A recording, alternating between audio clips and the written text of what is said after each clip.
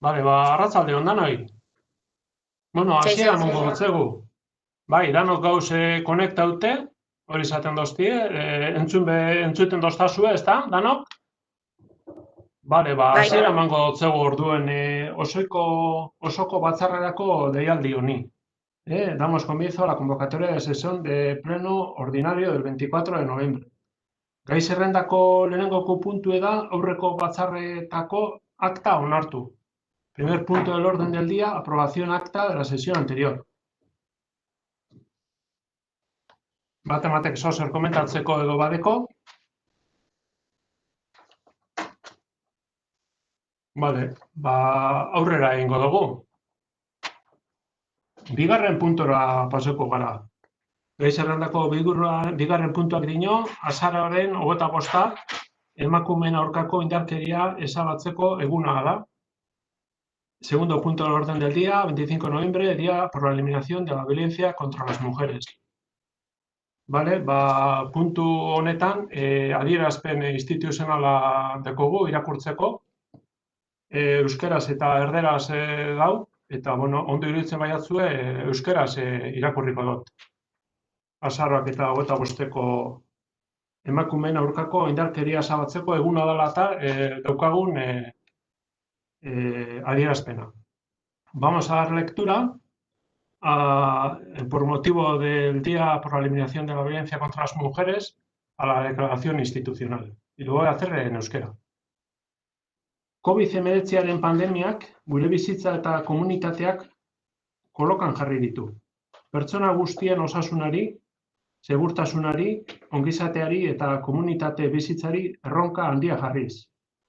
Mundua ulertzeko eta bertan egoteko dugun modua aldatzen ari da. Konfinamenduak, mugimendu murrizketek eta harreman mugek agerian utzi dituzte, beren gordintasun osoz, jendarte honetako antolamenduak emakumeongan duen eragina eta horien artean, indarkeria matxista mota desberdinei aurre egiten ari diren emakumeen egoera zaurgarria.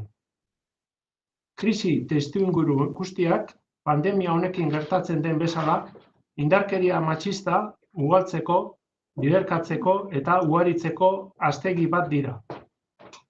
Indarkeria hori botere harreman desorekatuen eta emakumeon aurkako diskriminazioaren adierazpen bat da, eta pairatzen ari garen krisi sanitario, sozial eta ekonomikoaren ondorioz larriagotu egiten dira. Pandemiak sortutako egoeran, arreta jarri behar dugu etxeetan, lanetan eta bizi espazioetan bizirik irauteagaitik indarkeriari aurre egiten ari diren emakume eta neskengan. Gizartearen aitorpen eta elkartasun osoa merezi dute. Testuinguru horretan, isolamendua, babes gabetasuna eta ikusezintasuna saihesteko baldintza egokiak sortzeko lanean jarraitu behar dugu. Horregaitik, aurten Euskal Herrian hildako 4 emakumeak gogoratu nahi ditugu bereziki gaur. 2 Euskal Autonomia Elkartean eta beste 2 iparraldean. Errealitate mingarri horrek gizarte gisa interpelatu egiten gaitu, lanean jarraitzeko eta mobilizatzeko konpromisoa hartzeko. Horrela gerta ez dadin. Hala ere, horrekin ez da nahikoa. Konpromiso politiko argia behar dugu. Gizarteak erakundeei eskatzen baitie emakumeen aurkako indarkeria matxista lehentasun politiko bihur dezatela. Inoiz ez bezala zerbitzu publikoen eta erakundeen laguntza eta baliabide guztiak izateko emakumeei beren askapen, berreskuratze, ahalduntze eta autonomia prozesuetan laguntzeko garaia da. Ezinbestekoa da emakumeek duintasunez eta segurtasunez bizitzea merezi duen bizitzarako oinarrizko eskubidea berreskura dezagun. Beharrezko baldintza da, gainera, gure herriak eta hiriak bizikidetza seguru, solidario eta berdin salerako gune gisa indartu daitezen. Herritarrengandik hurbil gaudenez, Euskal Udalok ahotsa jarri nahi diogu gure udalerriek emakumeekiko eta indarkeria matxistaren beste biktima batzuekiko duten elkartasunari. Gure erantzunkizuna gure gain hartzen dugu. erakunde, kolektibo feminista eta emakumeen kolektibo, aditu eta gizarteko eragile guztiekin lankidetzan eta koordinatuta. Horregaitik, guztiagaitik, Abadiñoko udalak konpromiso hau hartzen du. Indarkeria matxistaren biktima diren emakumeen eskubideak arreta prozesu osoaren erdigunean jartzea. Haien beharrak eta eskaerak entzun eta aintzat hartuta, babeserako, arretarako, erreparaziorako eta berriz ez gertatzeko bermerako eskubidea bermatuko duten politika berriak diseinatzeko. Behaketa hobetzea. Indarkeria egoeretan dauden emakumeen forma eta profil berriak hautemateko eta horien aurrean azkar jarduteko. Indarkeria matxistaren edozein formari aurre egiten dioten emakumeentzako arreta eta laguntza zerbitzuak mantentzea, hobetzea eta egokitzea, ikuspegi konpontzailearekin erakunde bakoitzaren eskumenen esparruan. Emakumeen ahalduntzeari eta gazteen artean indarkeriaren prebentzioari laguntzeko programak bultzatzea. Etorkizuneko indarkeria egoerak eragozteko funtsezko tresnak diren aldetik. Tokiko bizitzan berdintasun programak zaintzea eta egonkortzea. Emakume kolektibo batzuen egoera ahulak areagotzeko desberdintasunak areagotzearen aurka borrokatzeko. COVID-19 krisiak emakumeen pobretzean eta kalteberatasunean duen eragina aztertzea. Laguntza jarduera espezifikoak diseinatu ahal izateko. Genero ikuspegia txertatzea, enplegu galerak, diru-sarrerak eta krisiaren beste eragin negatibo batzuk arintzeko neurrietan zeinak eragin handiagoa izan duten emakumeengan eta oztopo diren indarkeria matxistako egoeratatik ateratzeko. Eta erakundeen, udalen, foru aldundien eta Eusko Jaurlaritzaren arteko lankidetza eta koordinazioa eskatzea. Baliabideak bermatzeko eta beharrezko ekimen guztiak abian jartzeko, beren eskumenen esparruan. Halaber, gure bizilagunei dei egiten digu mugimendu feministak emakumeen aurkako indarkeria ezabatzeko eguna dela eta ditutako mobilizazioei atxikitzeko. Hauxe da, bizarko egunerako daukagun adierazpen institucionala. Esta es la declaración institucional que tenemos aprobada con motivo del día de mañana, de 25 de noviembre.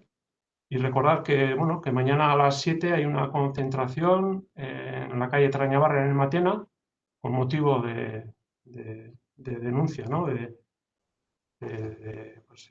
Por la eliminación de la violencia contra las mujeres. O sea, todo el mundo, todos los vecinos y vecinas de Abadiño, estamos llamados mañana a las 7 de la tarde para estar en la concentración que se celebrará en la calle Trañabarren de Matena.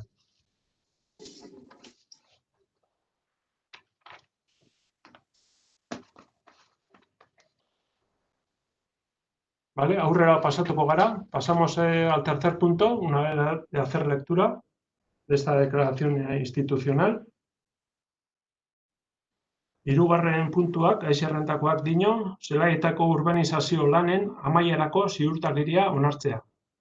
Tercer punto del orden del día, aprobación, certificación final, obra, urbanización de Zelaieta.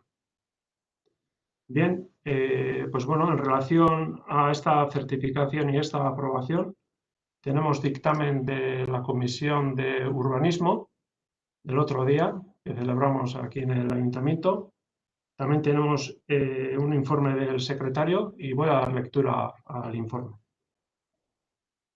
Bueno, el presidente de la Comisión de Urbanismo, Javier Crespo, da cuenta de la liquidación final de la obra de la urbanización, indicando que el presupuesto de la adjudicación fue por importe de 1.009.499,86 euros. Y el importe final de la obra ascendió a 1.086.309,47 euros. Esta certificación final de obra deberá ser aprobado en sesión plenaria. El sobrecoste de la obra se debe al incremento de la medición para el asfaltado de la calle Solozábal y Celetabe, incremento de arquetas, mejora y ampliación de la señalítica tanto vertical como horizontal y retraso en la finalización de la obra a causa del andamiaje instalado en el edificio de viviendas del Probadero, tal y como se indica en el informe técnico de Ingeplan. Aparte del informe de Secretaría, también tenemos un informe de Ingeplan, que es la empresa que llevó la dirección de obra de la primera fase de la urbanización de Celayeta. Y entonces, pues bueno, también recordar que todos los corporativos tenemos el expediente en Secretaría y ante cualquier duda se puede preguntar sobre el expediente y se informará sobre el expediente y sobre esta certificación. Y ahora, pues lo que tenemos que hacer es aprobar en sesión plenaria este punto. Bai, irakurketa plazaratu dugu, bai? Bai. Vale. Bueno, apurtxo bat publikatzeko aurrekari moduen komentoko dut, Zelayetako Friadekuko obra esleitu zanean, prozesu horretan 5 enpresak hartu ebiela parte, eta horietako 5etatik lehenengo 2 geratu zirenak, prezioak bajuak zirelakoan edo, baja temeraria deitzen delako horretan sartu zirela. Ondoren, Ingeplan enpresak, udaletxeak kontratatutako enpresak, kontratazio mailako txostenak egiteko, eta danok ikusala badugu Googleen, PNV-rekin dekon erlazioa oso zuzena dela ikusiko dugu. Bertan, egina bera izan zen, lehenengo geratu zen enpresa horreri, eta bigarrenari baja temeraria gaitik, eskatu zion justifikatzeko abertzeatik zekien prezioen bajuak, eta lehenengo geratu zenari elimina binakon, eta bigarren geratu zen lasuen enpresari onartu jako zen bera salpenak, ezta?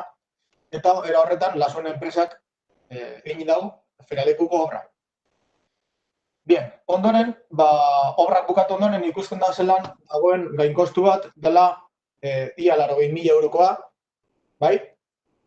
Eta nola gertatu da gainkostu hori? Ingeplan enpresak berak egindako proiektuan, kalkulo akats batzuk egon zirelako, hortaz, ipini behar izan da materiala gehiago izan da. Bestetik, obrak aurrera egin dauen heinean, Abainoko udaletxeko bulego teknikotik, erabaki batzuk hartzen joan dira sobre la marcha proiektuan ezeudenak, eta, mejora deituriko horrek egin dira, hirigintza batzordean inoiz ezer komentatu gabe. Hortaz, nola iristen gara gu lehenenguneko hirigintza batzordera? Txosten batekin zeinetan esaten da, 80.000 euroko desbiazio bat dagoela, euneko 7,6 gehiago, hasiera baten esleitu zen prezio horretatik igoera hori dauka. Eta, klaro, eskatzen da baimen bat hori egiteko. Estartuan, gurekin ez da kontuan hartzen, guru ezaigu kontuan hartzen prozesu guzti honetan, eta batean orain bai eskatzen zaigula guri baimena, gainkostu hori justifikatzeko. Estartuan, guk prozesu honetan ez dugu parte hartu, guk hasieratik ikusten egiten gauza arraroak, eskatu genuen bigarren informe bat, baja temerarioen gatazka hori edo, era objektibo baten edo bideratzeko, zeskoa zain jakun, eta guk honetan ez dugu parte hartuko, eta guk ez dugu honen horiritzirik emango, eta hortaz, aurkako bozka emango dugu. Itzuli, mesedez.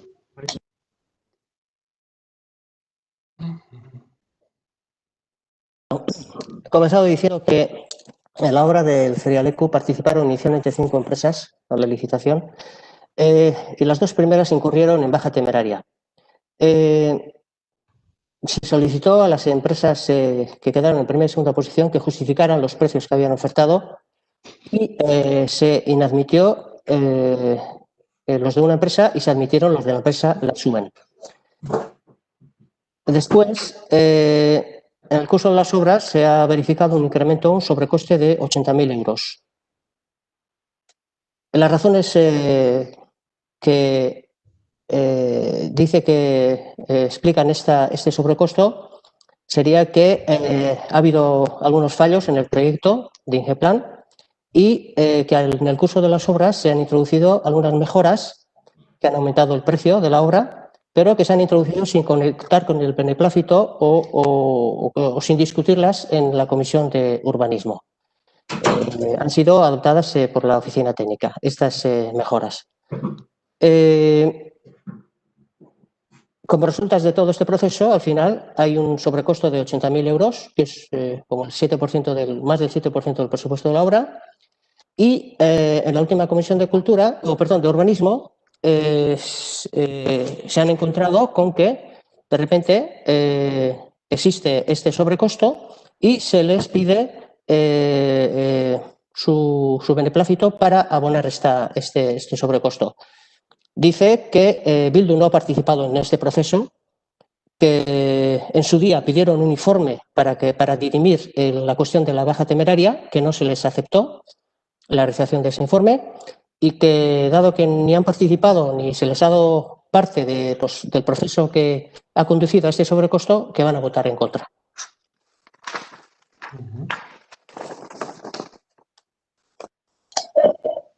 Vale, muy buenas. Pues nada, yo para comentar como presidente de la Comisión de Urbanismo, decir que al final el sobrecoste de esta obra, una obra de una envergadura importante, ha sido inferior al 10%, con lo cual es un sobrecoste legal.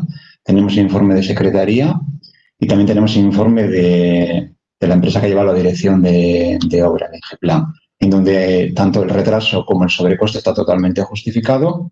Hay que tener en cuenta que, además, en una obra de estas dimensiones salen muchos imprevistos, como en cualquier obra, y en esta, que es grande, muchísimo más, se van tomando decisiones sobre la marcha y que muchas veces hay que tomarlas seguido.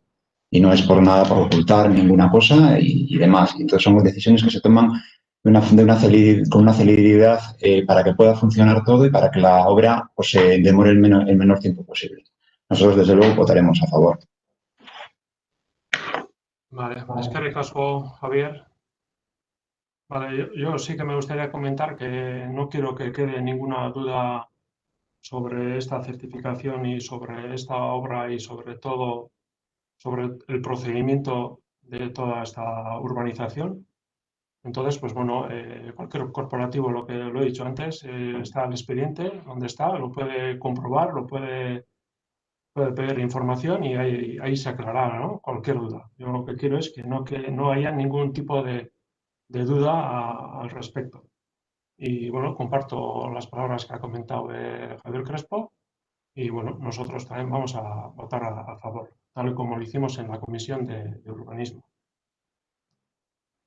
Vale, bozkatzera pasatuko gara, beraz. Pasamos a votación. En el tercer punto, zelaietako urbanizazio lanen amaierako ziurtagiria onartu. Tercer punto del orden del día, aprobación, certificación penal, obra, urbanización, Zelaieta.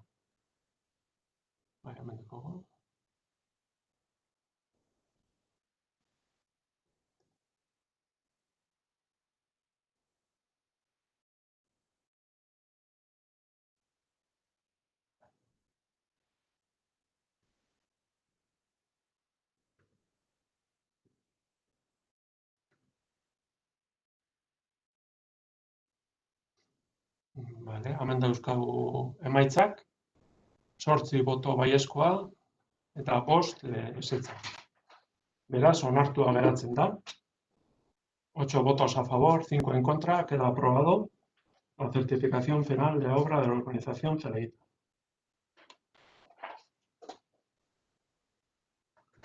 Vale, aurrera jarraitzen dugu. Laugarren puntura pasatzen gara, gai zerrendako laugarren puntua. Dino, 2021ko udal aurrekontua. Cuarto punto del orden del día, presupuesto municipal 2021. Vale, bueno, guk gobernu talde moduen ekarri dugu aurrekontu bat, 2021ko aurrekontu bat, eta baita be, Euskal Herria Bilduk aurkeztu dauz hainbat emendakin, hemen eztabaidatzeko eta emendakin horien bozkaketa egiteko. Orduan, lehenengo egingo dugu, Mikelek egingo dugu bere taldearen emendakinen aurkezpena, eta gero bozkaketara pasoko gara, emendakinen bozkaketara, eta bueno, holan egingo dugu. Pasamos al cuarto punto de orden del día. Nosotros como equipo de gobierno hemos presentado un presupuesto para que sea aprobado ahora, pero también el grupo municipal de Euskal Herria Bildu ha presentado unas enmiendas al presupuesto. Entonces, pues bueno, el portavoz de Bildu hará la presentación de las enmiendas que han presentado y luego, pues después de un debate, pasaremos a la votación de las enmiendas. Bai, bueno, nire azalpenak apur bat bideratze aldera, komentatu gendun, emendakinak banan bozkatuko ziela, orduan, edot hori argitza holan izango dan, bai estatzea, eta holan bada, emendakinak banan azalduko dotaz, ez dotaz azalduko dana batera. Vale, bueno, a ver, lehen behar zurekin egotia egon izan dut, baina azkenean ezin izan dut. Nire asmoa da, zuek aurkeztea emendakinak banan, zuen aurkezpena egin aldo zuek nahi dozen moduen, baina gero gure bozka izango da emendakinen aurka. Emendakinen, orden logikoena da guztiak batera bozkatzea. Banan guk ezetza esaten ibili beharrian, danan batera ezetza guk bozkatuko dugu, eta baina dana dela, zuk aurkezpena egin aldozu zuen emendakinana banan. Horregatik ez da barazori. Bale, orduan, emendakinak aurkezpena egin da gero eta bozkaketa egin da gero, gero udal aurrekontuak aurkeztuko dozku Iñaki, rekaldek. Orduan dinote, simplifikatze aldera. Ulertzen dana da, Euskal Herria Bildukoak ez diren beste zinegotzi guztiak, 22 emendakin guztien aurka bozkatuko zuela. Hori da, bai. Bale. Bueno, orduan, horrela bada, salduko taz banan, azkenien dana izango bazan kontra, hori ez, azkenien, bale. Bueno, jongo naz azaltzen pizkanaka, bai. Bai. A ver, segundo bat, dokumentua hartu behar da. Orduan, guk Euskal Herria Bildu moduan, aurrekontuei 7.000 euroko balioko moldaketak eta ekarpenak egin jotxeu zen, eta, gehienak, udal gobernuen partetik, bintzat guk komentatutako terminoetan, ezin onartuak izan, eta hortik, egin izan duguna da dokumentu bat, 22 emendakin konkretuekin, eta bertan adierazten da dokumentu horretan, guk proposatzen dugun kontzeptuak zenbat diru balio dauen, eta diru hori nondik lortuko dugun, bai. Orduan, apura simplifikatzeko azalpena egingo dana da, presupuestoko ze partida aldatuko egin zen, eta gero, montante guzti horrekin, adibidez, 1.000 euro kendu nahi badugu polizia municipalen horrekontutik, 1.000 euro horiekin zer ingo gendun, ezta? Logika hori erabiliko dut. Bale? Bueno, orduan, justo kasualia zain izan da moduan, ikusten dana da, aurrekontu hauetan, iazko aurrekontuekin alderatuta, 1.000 euro inguruko gainkostua, udaltzaingotan eta esaten da segurtasun zailan, ezta? Gainera, kontu hartzaia bera esaten dau, RPT-an ere ez direla agertzen, zuek aurrekontutan ikusi duzu esan pilan postu horiek, da, agente primero eta suboficial berri bi ipintzen duzu ez, ondino IRPT baten bez ez dauzen da, inventa duzu ez plaza horrek, eta horrek balio dauz 1.000 euro, ezta? Orduan, guk ikusten dugu, ez dauela inolan behar justifikatuta behar izan hori, eta bai aldiz ikusten dugu, badauzela beste bi herri zen batzuk importantiagoak, ezta? Orduan, lehenengo plantatzen duguna da, partida bat 50.000 eurokoa, matinako aurrezkuntzako laikina, dano dakigu, zutabe batzuk konpondu behar direla, zutabe batzun konponketa bai deko zuzela aurrekontutan kontemplauta, baina hala ere, txosten tekniko batek esaten dagoena da, zutabe konpontzaz gain, beharrezkoa dela, eraikinaren erreforma integral bat. Hirigintzako batzordean ere, horretaz komentatu da, 2 urteko epea dago, segurtasun baten barruan klasak emateko, baina 2 urte horren ondoren ja ere inseguru baten egin orduan. Prozesu horrek eskatzen dago, redacción del proyecto, Eta gero, ejecución de la obra. Guk horre ikusten dugu datorren urtean egitea redacción del proyecto, eta 2022 urtean ejecución de la obra. Horregatik, hori egiteko, redacción del proyecto egiteko, 50.000 euro kontemplatzen dugu. Bigarrenik, txanportako osasun zentroa txiki geratu jako, aurreko legislaturako bukaeran komentau zen, zelan, txanporta ondoan dagoen, beste udalerekin batera, trasladatuko zala Osakidetzako zentroa, baina, hori hor geratu zen, ez da, apur bat hori landu behar da, proiektu batzuk landu behar dira, aurreikuspen batzuken beharra, eta horrek eskatzen dau, enpresa batekin ja, era serio baten, proiektu aurreratzen joatea. Horretarako, 50.000 euro. Eba ikusten dugu oso importante, Abadiñoko zaintza ereduen ikerketa egitea. Bai, batez ere, koronavirusen epokan argi geratu baldin bada, izan da, zaintzen arloak daukan garrantzia, ezta? Eta, ez bakarrik nagusien zaintza, umen zaintza, eta barrez, apur bat, gizartean aldaketa batzuk ematen ari dira, eta horren arabera, ikusi nahi duguna da, benetan, radiografia bat, Abadiñoko egora zein da, zelako lanpostua dauden inguru horretan, eta guzti hori. Horretaraka, 5.000 euro. Beba ikusten dugu, uste guia 2020 urtean, orain direke, baserriak egotea, sare publikoko hornidura jaso gabe, ura jaso gabe sare publikotik, uste dugu, horretan gizartean, ezin dugula onartu, eta horretarako, badauz diru laguntzak, Eusko Jaurlaritzatik eta ematen direna, baina horretako udal bakoitzak aurkeztu behar du proiektotxo bat, esaten, ze behar izan dauen, eta zenba balio dauen, eta berrezta. Horretarako 5.000 euro planteatzen dugu.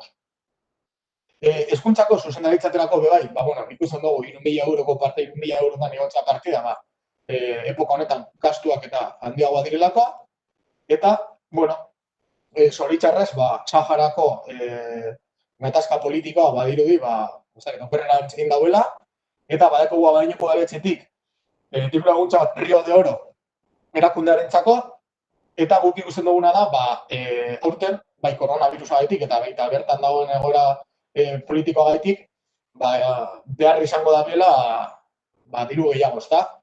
Eta horretarako partida igotzea proposatzen dugu 2.100 euroaz. Orduan, 6 emendakin horriek izango ziren, udaltzaingorako 1.000 euro extra horrek ipini beharrean, diru hori 1.000 euro horrek erabiltzea sei kontzeptu horretara. Hori izango zen, lehenengo blokea esan daigu. Sartuko gara, bigarren bloke batera, bertan, bi partidetatik hartatzen dugu dirua, batetik, mankomunitateari dagokionez, Abadiñoko udaletxeak aurri ikusi bagazan, kantidade batzuk, apurat futurologia edo eginda, azken finean, logiko nahi izango zen, mankomunitateko datu errealak izatea, eta, guk lortu gendun datu hori, eta hor desbiazio bat, dago, 5.000 euroko desbiazio bat, Abadiñoko udalak gehiagizko 5.000 euro pintxe zabezan, eta, diru hori, uste gura erabili behar dela, beste gauza batzuterako, eta bestetik, planteatzen dago Abadiñoko udal gobernuak mantenu teknikari bat ipintzea plantillan, baina horrek eskatzen dago prozesu bat, denbora bat behar dauen, hau da, lanpostoaren funtzioa baloratu behar dira, lanpostoa bera baloratu behar da, funtzioak adirazi behar dira, pertsonala lortu behar da lan egiteko, guzti horrek denbora bat eramango da, orduan, nik uste dugu, hurrengo urteko bigarren erdira arte ez dugula lortuko. Hori guztia bideratzea, eta hortaz, lanposto horretarako diru erdia kentzea, ero erabiltzea planteatzen dugu, eta bi kontzeptu hori egaz, ondorengo 6 proposamenak egiten dugu. Batetik, behintzat, kurtsoa bukatzen denen arte, konserje mantenu lanak egiten abien pertsona hori jubilatu da, eta eskatzen dugu, behintzat lanpoltsa batetik, pertsona bat kontratatzea, jardura guzti hori egiteko, azken finean ikusten gulako fundamentala, gero mozinoa daukagu espreski sartu eta gai horren gainean, orduan, horretarako, 21.725 euro beharko ziren.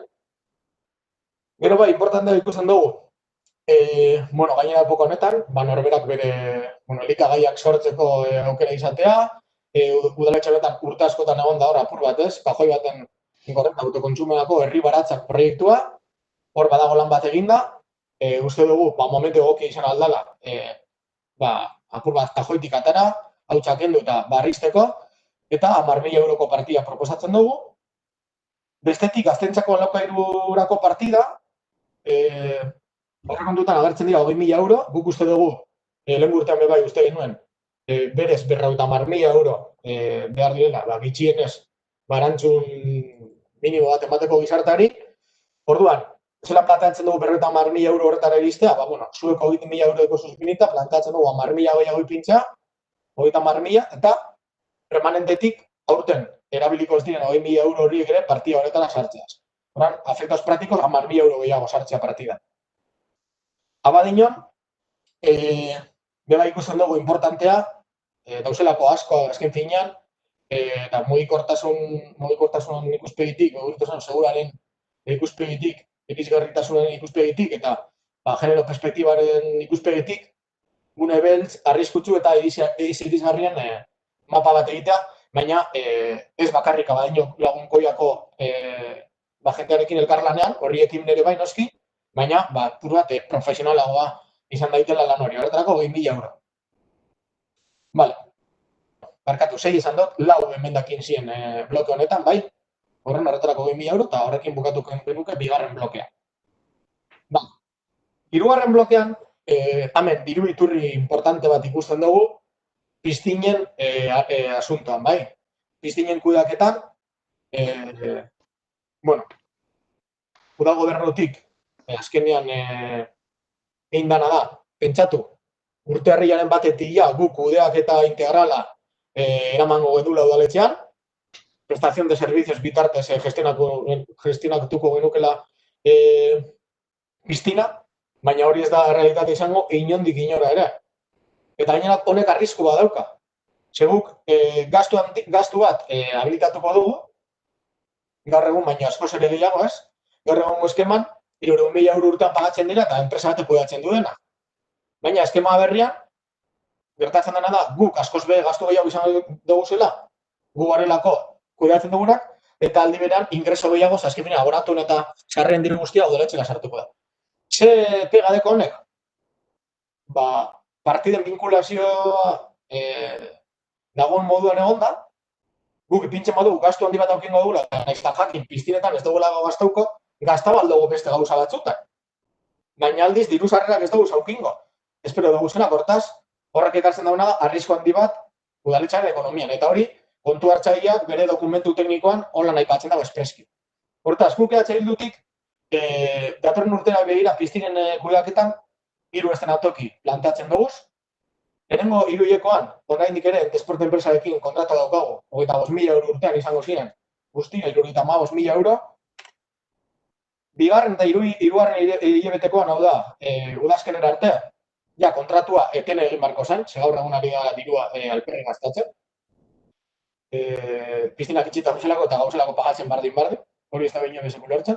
Orduan, bigarren eta hirugarren hiru hilabete horretan, planteatzen duguna da, bakarrik gimnasioa zabalik aukitzea, kontratazio mota bat egitea, edo esleipen bat egitea, 6 hilabetetakoa, gehi prorrogadea hileko edo nahi dan moduan, bakarrik kudeatzeko gimnasioa eta kurtsoak, eta hirugarren hiruhilekoan baia hor, suerta dauen, eta bintzat urrireko piztina inauguratzeko moduen gauzan, eta hirugarren hiruhileke horretan bai, prestación de servicios bitartez kudeaketan zuzen egin, eta hor, 130.000 euro gastau beharko ziren. Hau da, txosten asko dugu aurrean, Abadiñoko udaletxean txostenak, auditoria ekonomikoetako txostenak, desporten kontabilidade dagokienez. Guzti horregaz, azken finean, labur bilduz, 225.000 euro liberatzen dugu, kalkuloa beste modu baten eginda, eta 225.000 euro horrek, erabiliko genduzen honela. Batetik, ekonomia suspertzeko, herriko ekonomia suspertzeko plan baten, 150.000 euro, ez da bakarrik koronavirusen inguruko ekonomia suspertze plana, hor badeko zue dokumentazioan, eta urrengo gunetan egingo dugu publiko. Zeran dauen oso zehaztute ze diru laguntza mota, dauz kategoria desberdinak eta bar, horretarako 150.000 euro. Ekintzailetasuna sustatzeko plana, 50.000 euro.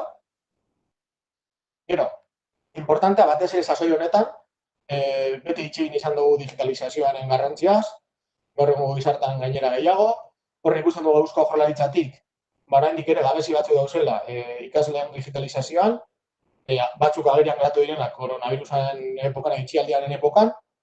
Udala bera bere momentuan aukine bazan urte baten diru laguntzak digitalizazio honetan laguntzeko, ez da? Eta, ikusten dugu oso logikoa dela, horretarako, LH-ko 5. mailatik gora, apur batek, falta diren hutsune horre betetzeko. Eta gero etxean internet-sarerik edo ez daukaten entzeko, SIM txartelen asuntorik kudeatzeko, ikusten dugu behar izan eta 30.000 euroko partida proposatzen dugu.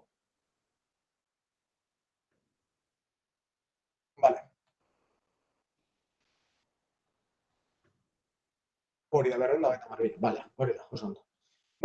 Hurrengo izango zen kreditu globala. Hor, badakigu kreditu globalaren bidez, alkateak zuzenean, erabili alduela dirua, noski, era legal baten esan daigun, baina, apur bat berak komenigarri ikusten da formatoan, ez da hor, ez da determinatzen diru bat zetan gastatuko da hor dau komodin bat bezala, ikusteko berak pentsatzen da, Elorrioko hau da getxan, adibidez, ez dau partida hau, da 0 euro dau, eta hau egin alda beste formatu batzutan, kreditu modifikazioen bidez eta dirua berbideratu alda. Guk ikusten duguna da, hortik, zure partida horretatik, 250.000 eurotik, 150.000 konkreto behar direla gehiago. Gainera, bainoko dalak, orain dela 3 urte arte hola funtzionetan. Ongo moda bihurtu da, batez legislatura honetan eta aurrekoaren bukaeran, kreditu globala asko igotzea.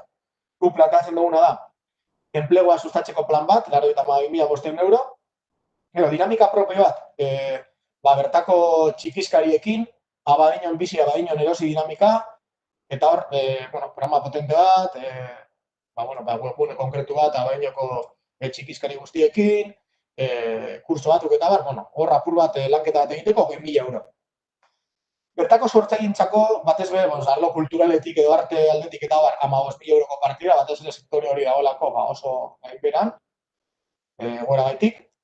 Abadino lagunkoioko partida, badago 5.000 euroko partida bat, baina, uste dugu, ekintza plana eta aurrera eramateko, 10.000 euro gehiago epintza, askoz ere, hobeto dela. Eta bebai, hau aurrekontuetan, baiezko eman zan, ez da gauzatu, eta hortaz, berri eskatzen dugu sartzea, Amainoko jantokin gaineko ikerketa, eta hor, 6.500 euro ipintzen dugu, uste dugulako azken finean, positiboa dela ikusta Amaino zelan elikatzen garen, zelako inguruko produkzioa, orain esaten dugula ez da, tokiko ekonomia eta bertoko dinamikak eta hori benetan ikusteko nolako bideragarritasuna daukan eta nolako autonomia eta guzti hori aztertzeko, 6.500 euro proiektu baten, ikerketa proiektu baten. Bestetik, 3 falta jatez, 3 bloke, ayudas de emergencia social, hor, partida 20.000-tik 40.000-ara igo dozue, eta, intentzialetik ondo ikusten dugu dagoela, baina, gizarte teknikariarekin itxegin da, ikusten da, planteatuta dagoen moduan mankomunitatea eta guzti hori, benetan, aurten ez 20.000 horretatik 2.000 euro erabili direla bakarrik kasuistika oso konkretu batzuk bete aldirelako partida horren bidez, ez? Horran, guk ikusten duguna da, konkretatu behar direla, 2.000 euro horrek erabili bai, gehigarri horrek erabili bai, baina zertarako, gauza konkretu baterako. Eta da, elikagai bankoari emateko, gaur egun ematen ez da bezan, elementu batzuk, ez da, dala, janari freskoa batetik, eta gero, emakumeak berez, gurekin konparatuta dekiezen, beste gastu batzuk, ez da, konpersak adibidez, horrek bepago bidabez, eta umeek bebai, fardela behar dabez, ez, horre dira, oinarrizkoak, eta horrek azkenean gastu bat suposatzen da, ez da, ordan, uste dugu, lagundu aldala, egin dugu berba kontu hartzaileagaz, esan dau, diru partia horrek emateko egin behar dena dela, gero egingo dugun moduan, bonoekin egingo dugun moduan, ordenantza moduko bat, edo, regulazio bat, ia nola ematen diren material horiek, eta listo, baina berez, legala dela eta guztiz posible dela. Horran, izango zen, guk ordenantza hori lantzea. Vale, gero, inbertsioetan dago hor, inbertsioetako erazkinean dago, estudios y proyectos atal bat, 50.000 euro jartzen duena, eta guk horrekin plantatzen duguna da, 50.000 euro horrek erabiltzea batetik. Aurrekontu parte hartzaileetan, partida igotzeko, 25.000 euro gehiago igotzeko, azken finan, guk udaletxe inbertsio potentena dauz definituta, atxondo zela eta errepide horretan ez, horrean, uste duguna da, pentsete, herritarrei ditxi behar jakiela, margen gehiago, beraien proiektuak eta aurkezteko. Horregatik, 25.000 euro gehiago igotzea, aurrekontu parte hartzaile, eta COVID funts bat sortzea, aurreko ekonomia susperraldi horrekin lotuta eta abar, 25.000 euroko partia konkretu bat, zabaltzea, helbururekin gero likidazio egiten denean, remanentearekin, partia hori behar beste igotzeko helburuarekin.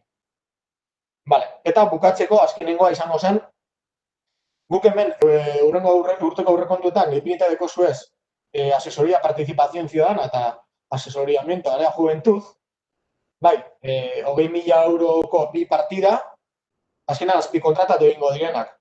Guk ikusten duguna da, benetan, abainik udalak inbarrela postuak, era horretako funtzioa direla strukturalak eta beti mantenduko direnak, hor lanpostu bat sortzeko, gazteria eta partartze teknikari bat izango zana, honek, mantenu langia bezala behar daun prozesu bat, lanpostua baloratu behar da, funtzioak ipini guzti hori, horregatik ipintzen dugu 40.000 euro, maiatzetik edo, ekainetik aurrera martxan hasteko helburuagaz. Horrek izango ziren gure 22 emendakinak, eta, besterik ez. Hori da EH Bilduren ekarpena aurrekontu hauek hobetzeko helburuarekin. Eskerrik asko, Mikel. Itzuli mesedez? Bestela igual lehenko nik labur-labur erderaz hobeto, bestela igual Luis entzako dokumentu gauza asko zando daz, eta igual largatze izen gara. Horro nikote apurua laburtxo hau erderaz. Vale, bueno. Entonces, nada, hago un resumen en castellano de las 22 enmiendas que hemos propuesto. Estas 22 enmiendas vienen, en primer lugar, hicimos una propuesta de valor de 700.000 euros.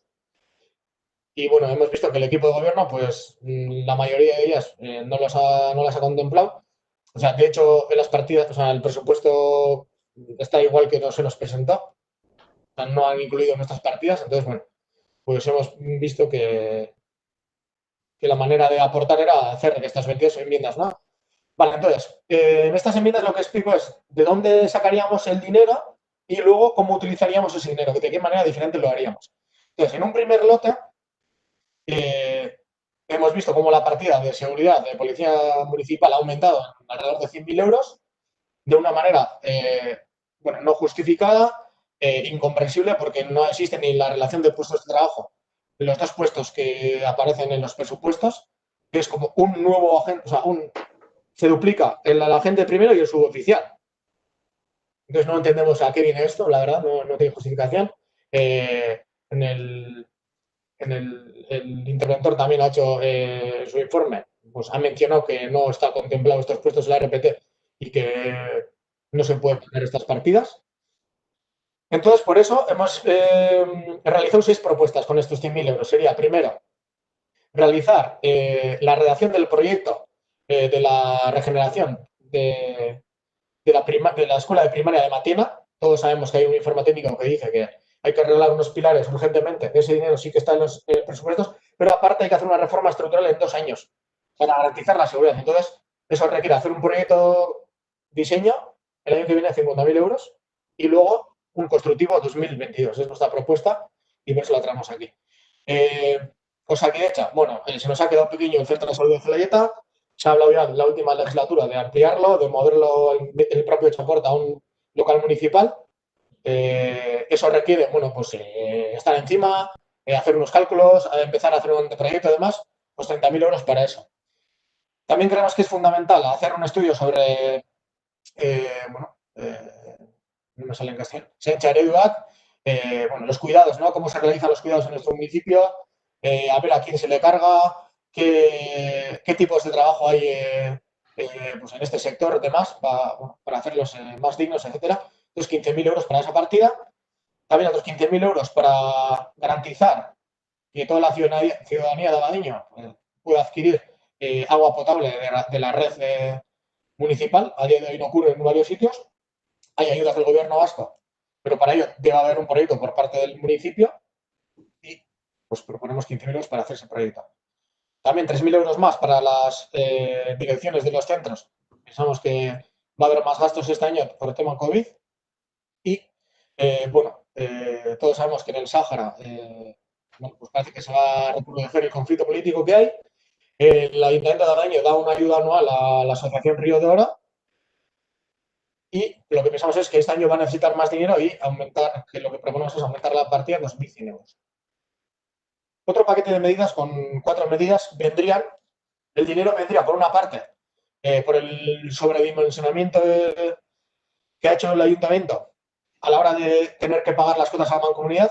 La semana pasada tuvimos una comisión de Mancomunidad en el que se detalló cuál sería el presupuesto para la Mancomunidad y ahí se vio que el Ayuntamiento de Abadiño había presupuestado 25.000 euros más, entonces esos 25.000 euros por una parte y por otra parte se comenta que se va a crear una plaza de técnico de mantenimiento. Sin embargo, no está definido el puesto de trabajo ni qué funciones hace falta coger el personal. Eso va a traer que por lo menos en el primer semestre no va a haber nadie trabajando, entonces no es lógico utilizar todo el dinero de un año de un empleado de ese tipo. Entonces, la mitad de ese dinero también la hemos metido en este paquete. Entonces, serían propuestas.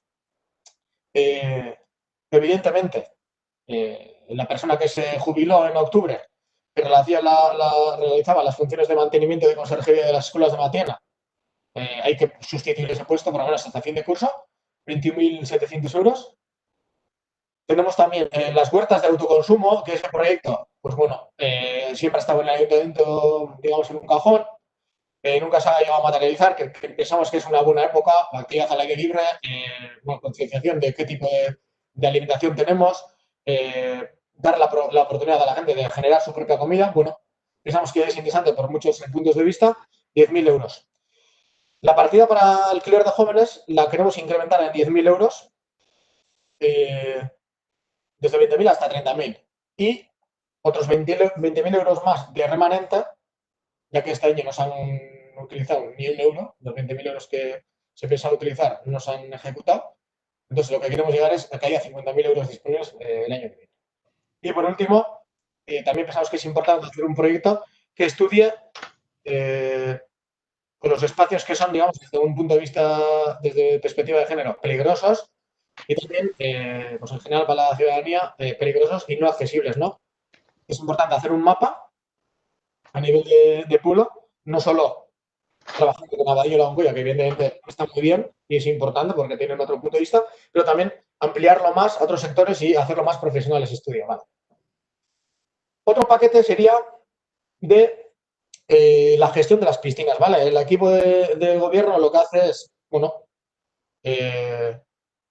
hacer los cálculos pensando que el año que viene, a partir del 1 de enero, ya vamos a tener una gestión integral de las piscinas del propio Ayuntamiento de Abadiño, cuando evidentemente eso es imposible porque para empezar tenemos un contrato de hasta el 31 de marzo con una empresa y luego la piscina, si hay suerte y hay buenas noticias, para primeros de octubre o finales de septiembre podría estar pues en marcha, ¿no? Entonces, lo que hace el Ayuntamiento es hacer un ejercicio que es erróneo y lo que hace el Ayuntamiento de Abadiño es poner que va a tener más ingresos por los abonados y que va a tener muchos más gastos porque el Ayuntamiento es el que tiene que gestionar todo. El peligro que tiene esto, y también lo dice el interventor, es que al poner más gasto, aunque no se utilice para las piscinas, como hay vinculación entre diferentes partidas, puede que ese dinero se utilice para otras cosas y realmente no haya esos ingresos. Entonces hay una quiebra económica o, bueno, una desviación económica de la contabilidad. Entonces, lo que proponemos, creemos que es mucho más realista y ajustado a la realidad es 3 fases el año que viene de gestión de piscinas. Primero, hasta el 31 de marzo, por contrato, por obligación, entre Sport va a seguir gestionando, pagaremos 25.000 euros mensuales, 75.000 euros.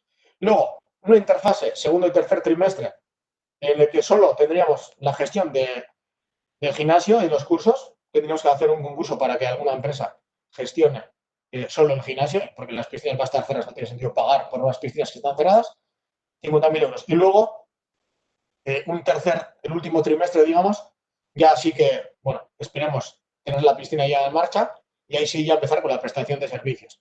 Bueno, pues con todo este recálculo de la situación, tendremos 235.000 euros más disponibles para gastarlos de otra manera.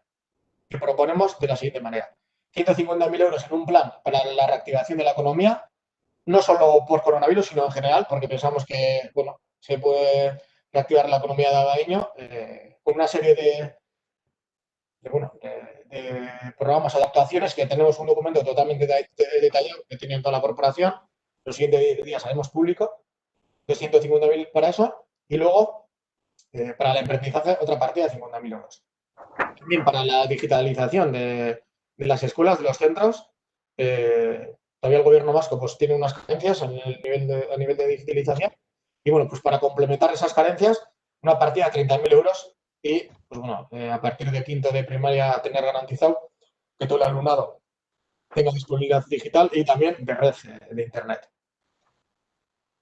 Bien, otra partida sería crédito global. Crédito global es la partida que la alcaldía puede utilizar los gastos que considere más oportunos, siempre legalmente, pero bueno, pero más, digamos, no se concreta, ¿no? Y luego, pues durante el año se va gastando como se ve oportuno. Entonces, pensamos que esta partida en otros ayuntamientos, por ejemplo, ni existe, ¿no? Entonces, pensamos que hay que concretarla más.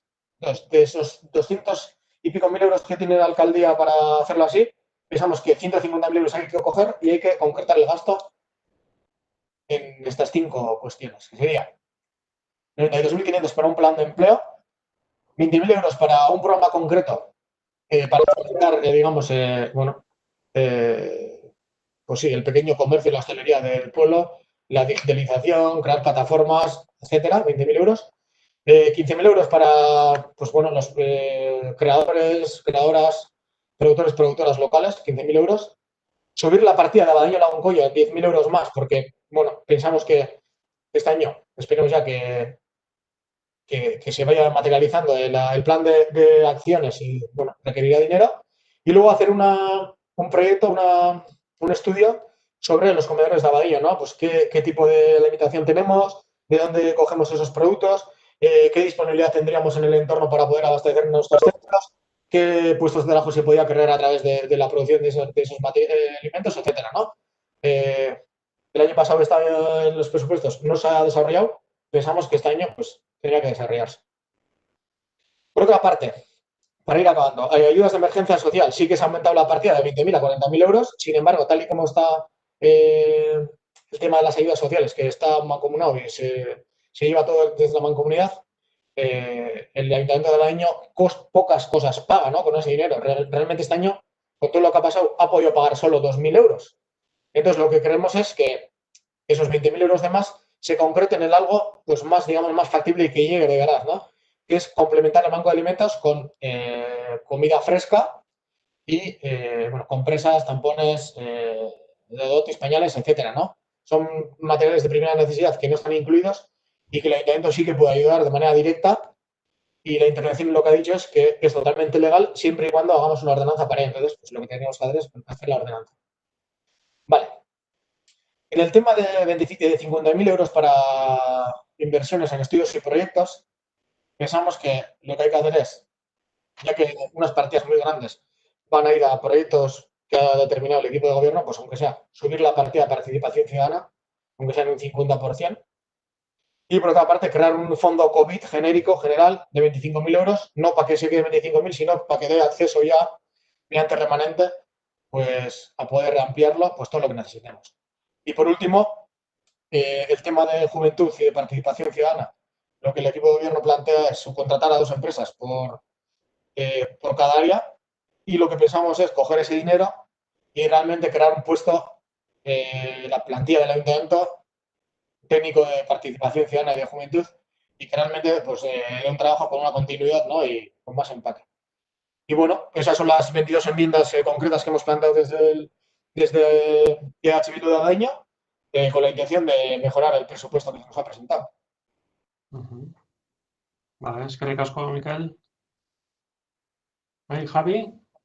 Sí, bueno, comentar que, bueno, después de la Comisión de Hacienda de la semana pasada, desde H. Bildu hicieron una serie de propuestas que seguidamente se contestaron, comentando que muchas de las acciones que habían ellos propuestas ya las teníamos nosotros contempladas en el presupuesto. Nosotros ya hicimos nuestro trabajo, que era el de mirar a sus aportaciones y verlas si las teníamos incluidas o no o qué. Y nosotros ya, el trabajo ya lo hicimos. Ahora no entendemos por qué se presentan estas enmiendas cuando ya se ha dado respuesta a las mismas. Y además hay cifras que un poco turbulentas y que no se conocen muy bien. Por lo tanto, nosotros desde el Grupo Independiente Mañico Independiente Acta vamos a rechazarlas, las enmiendas. Eskerrik asko, Javi. Vale, yo pues lo que tengo para comentar es que desde Bildu se nos hizo 26 propuestas concretas, eso fue en una comisión de Hacienda, y de esas 26 propuestas, desde el equipo de gobierno, como ha dicho Javi, pues seguidamente nos comprometimos a 10 de esas 26 propuestas presentadas por Bildu a que las íbamos a llevar a cabo durante el 2021. Y bueno, y luego ya, pues el otro día ya, el viernes, ya se presentaron estas 22 enmiendas que ha explicado Miquel.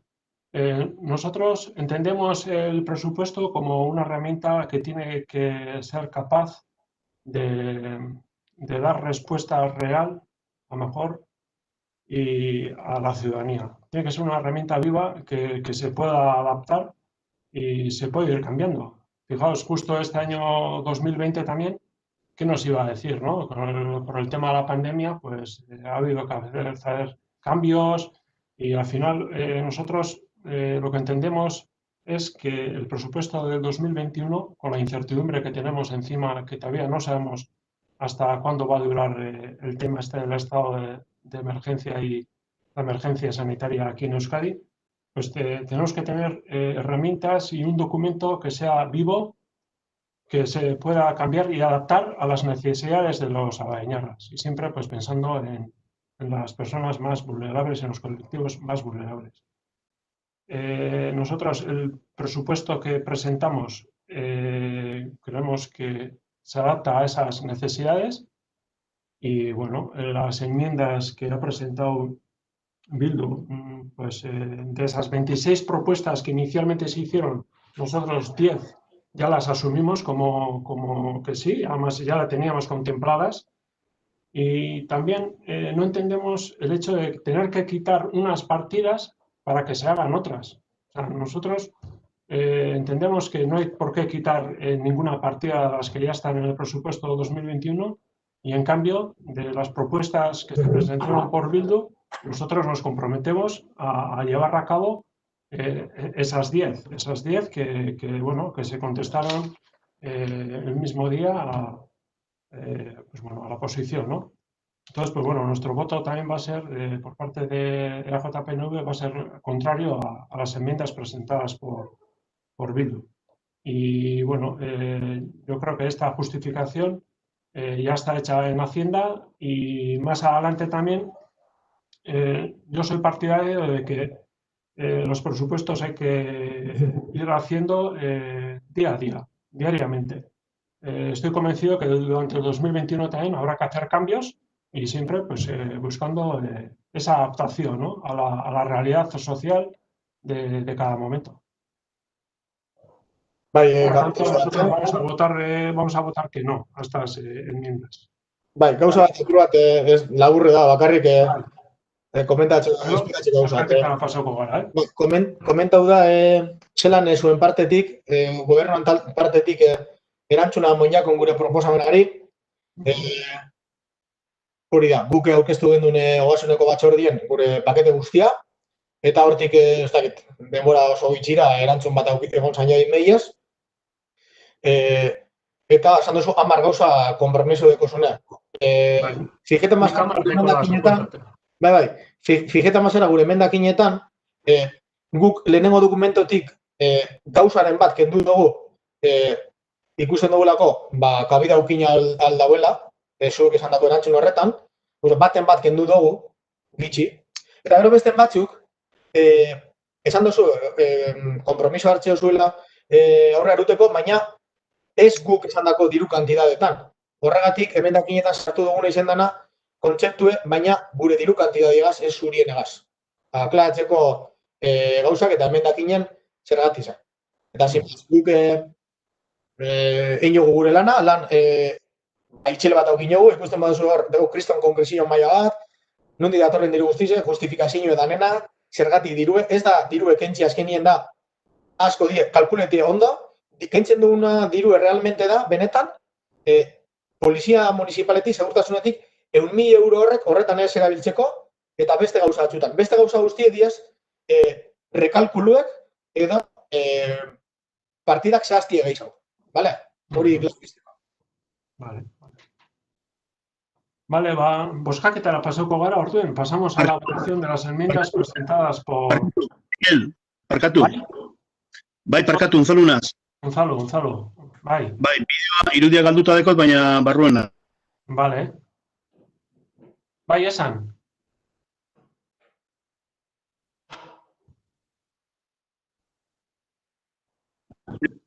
Enmendakin pakete guztia, eta bileran formalki ogasun batzordein aurkeztu genituen. Hau da, ogasun batzordein bertan ez zaigun emon inungo erantzunik gure emendakinei. Hau da, erantzune bila monitorra izan emailez. Formalki, ogasunetik ez da pasau inungo erantzunik, bale? Eta pasau inungo bazan ere, aurrekontukun hartzen dagoena da gaurko plenuen. Orduen, gaurko plenuen, gobernu taldiek onartzen dauzen gure emendakinek bere osotasunien, aipatu inberko ziren bebai, konstantzia gelditu daiken, inkorporo daikesan aurrekontuei, eta guk aurkeztu dugu zen emendakin Mikelek esan dago moduen, dira partzialki ulertzekentunak onartu zeina, baina guretzako ez dela nahiko, eta ekarri merezien osoko bilkura. Osoko bilkuran eztabaidatu eta onartu behar dielako, ero ez onartu.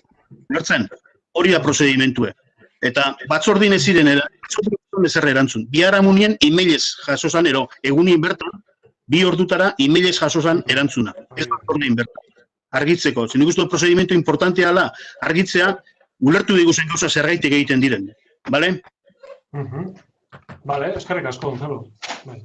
Bai, justo amendekot erantzuna, hilak 18an izan zen, hori,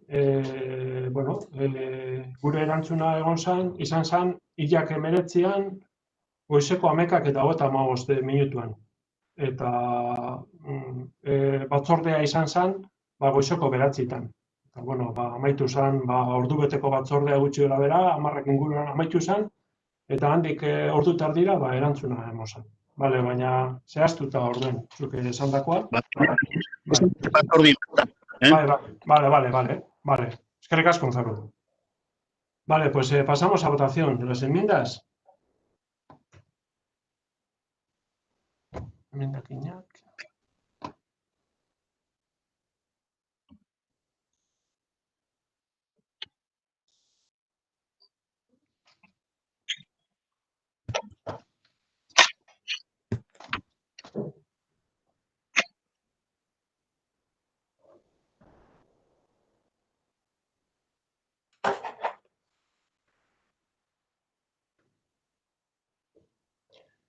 Hemen daukagu emaitza, 5 baiezkoak eta 8 ezetza. 5 votos a favor y 8 votos en contra. No quedan aprobadas las enmiendas de...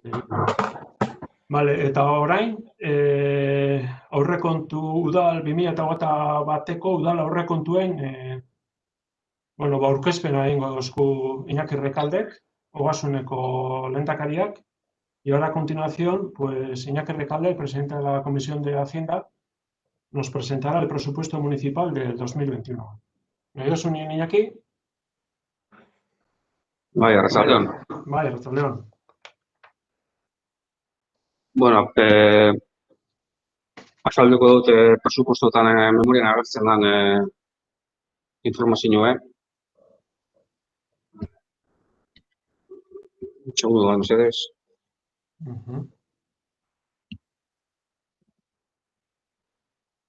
Joder, hostia.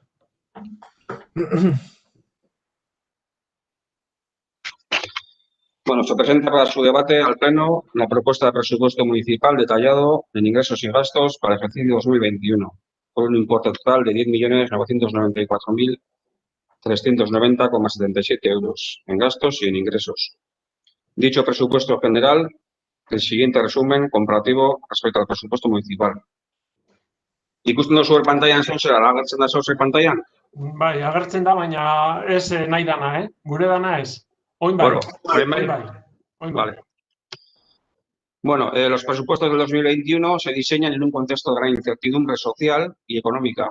No obstante, la mejora continua de los estándares de calidad de vida en nuestro pueblo, la búsqueda de la excelencia en prestación de servicios y la protección de las personas que se hallan en una situación más desfavorecida mediante una cobertura solidaria es una máxima constante en el trabajo diario de este equipo de gobierno. Y así hemos pretendido reflejarlo en los presupuestos, a fin de mantener tres cosas. Las políticas de solidaridad con las personas más vulnerables, la dinamización de la actividad económica del municipio y un adecuado nivel de inversión. Pasamos a comentar las diferencias con respecto a los presupuestos del ejercicio anterior.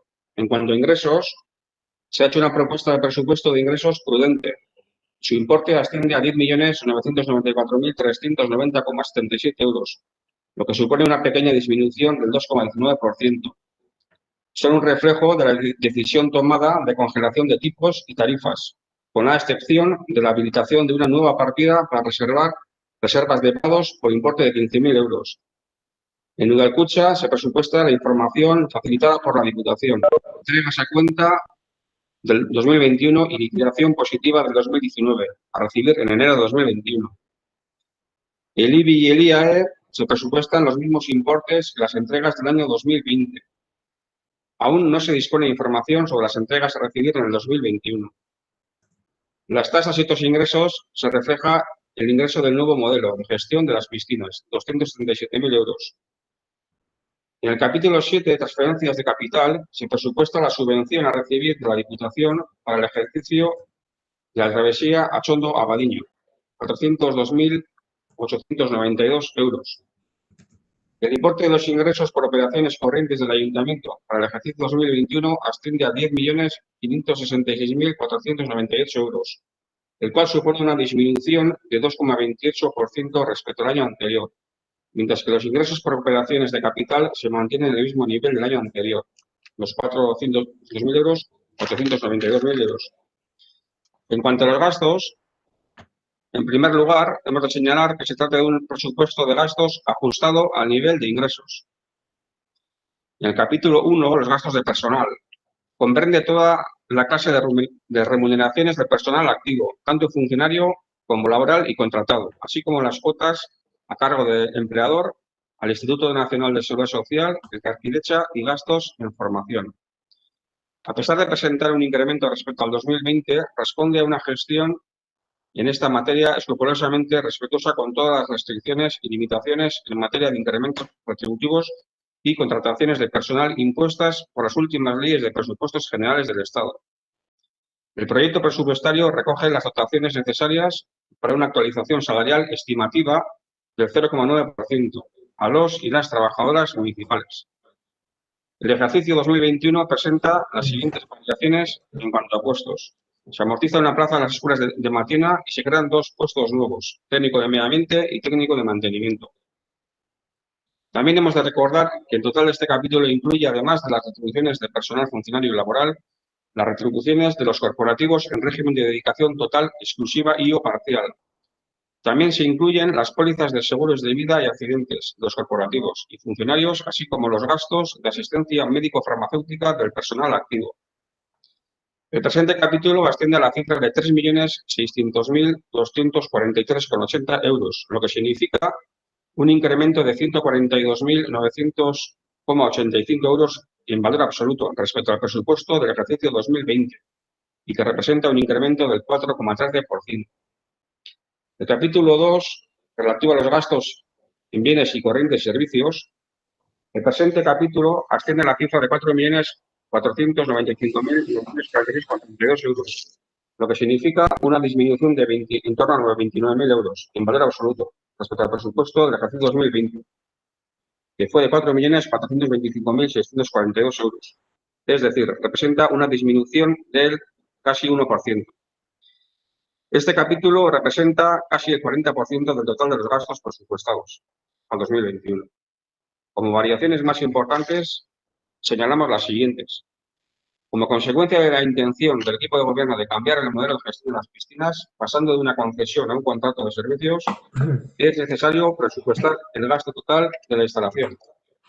Estando pendiente de su licitación, se ha tomado como referencia el último ejercicio auditado con un pequeño incremento, por lo cual ha sido necesario consignar la cifra de 700.000 euros.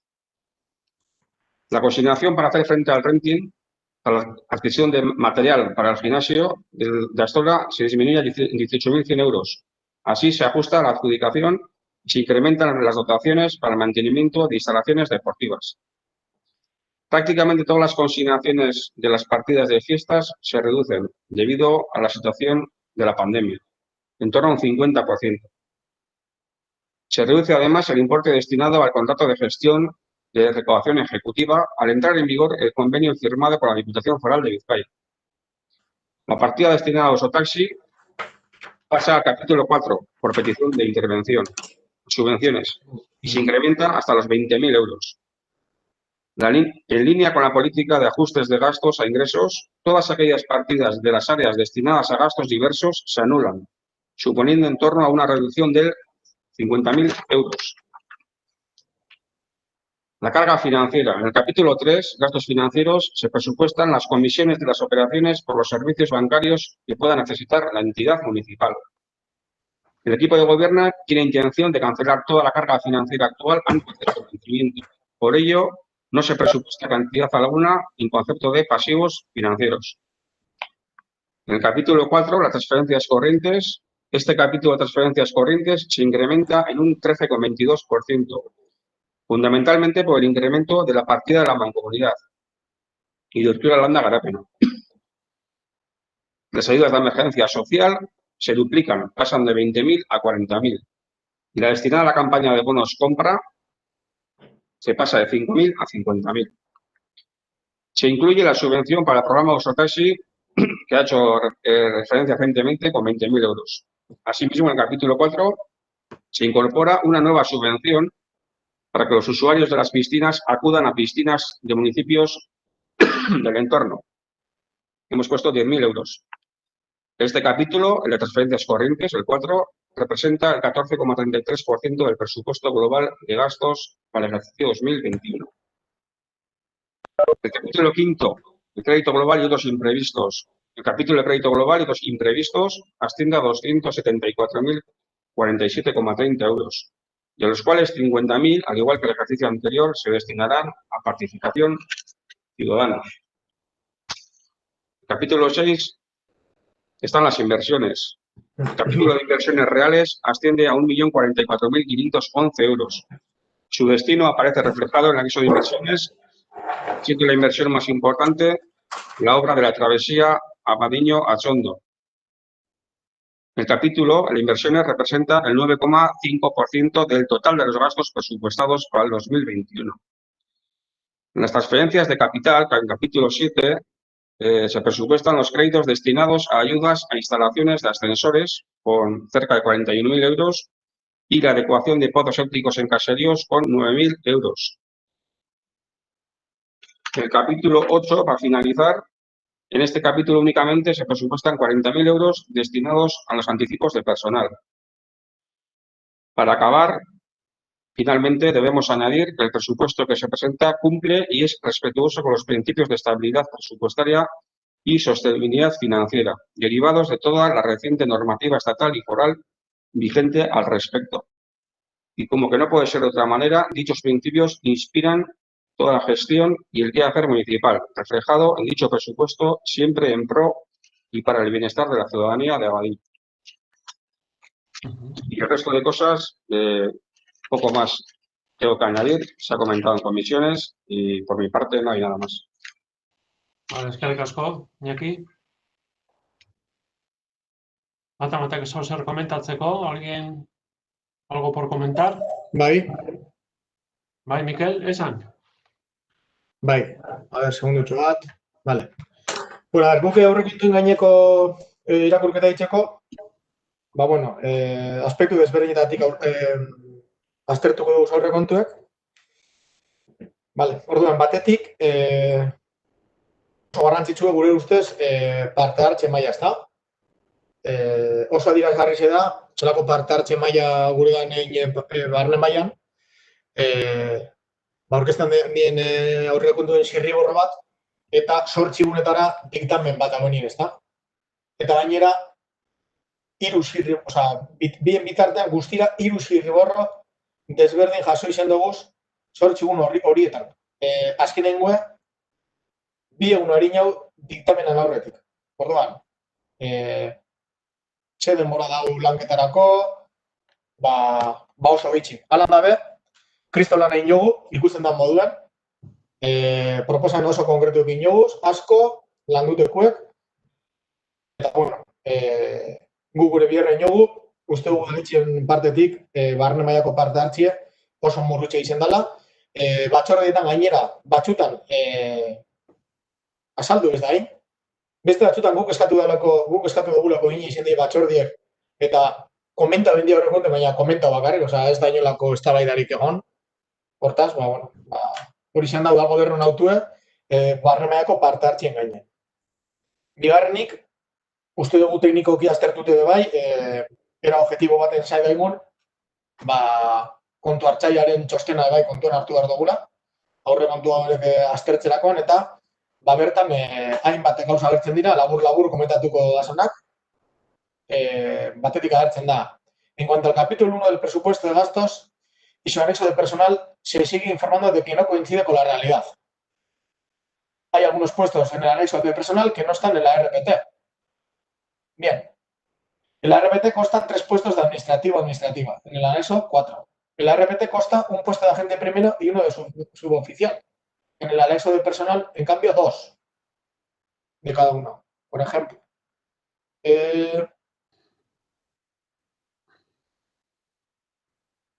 bien.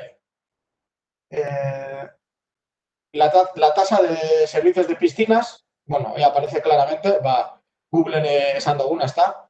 Se han presupuestado unos ingresos probablemente teniendo en cuenta todo el año natural, al igual que en gastos. El año pasado pasó algo parecido y todavía el servicio está sin licitar. Estos ingresos acarrean un mayor gasto y aunque ese gasto no se efectúe, el presupuesto de gastos sí que aumenta, pudiendo utilizarse para otros gastos a través de la vinculación o mediante transferencias.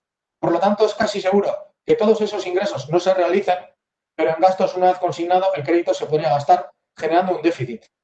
Guk esan dugun alden, teknikari batek kontu hartzaileak esan da. Bien, volver a advertir de que el ayuntamiento debe aprobar un plan estratégico de subvenciones conforme a una ley. También expresar que tiene demasiadas subvenciones nominativas.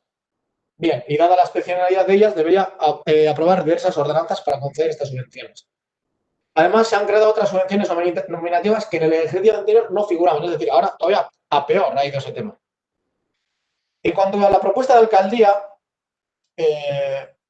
ha insertado la norma de ejecución presupuestaria a juicio de esta intervención. Elevar el límite a 5.000 euros para no seguir la tramitación del contrato menor es una cantidad excesiva. Sí. Y luego hablamos de transparencia y tal, pero ahora lo que se propone aquí es en estos presupuestos, la norma de ejecución presupuestaria es que los gastos menores de 5.000 euros pues no siga la tramitación de contrato menor y luego aparte las obras, por ejemplo, de menor de 40.000 euros también no haya que hacer ni pedir 3 presupuestos, sino directamente se la adjudica a una empresa y punto y se acabó. Eso, pues transparente, lo que dice transparente no es. Eso también lo dice.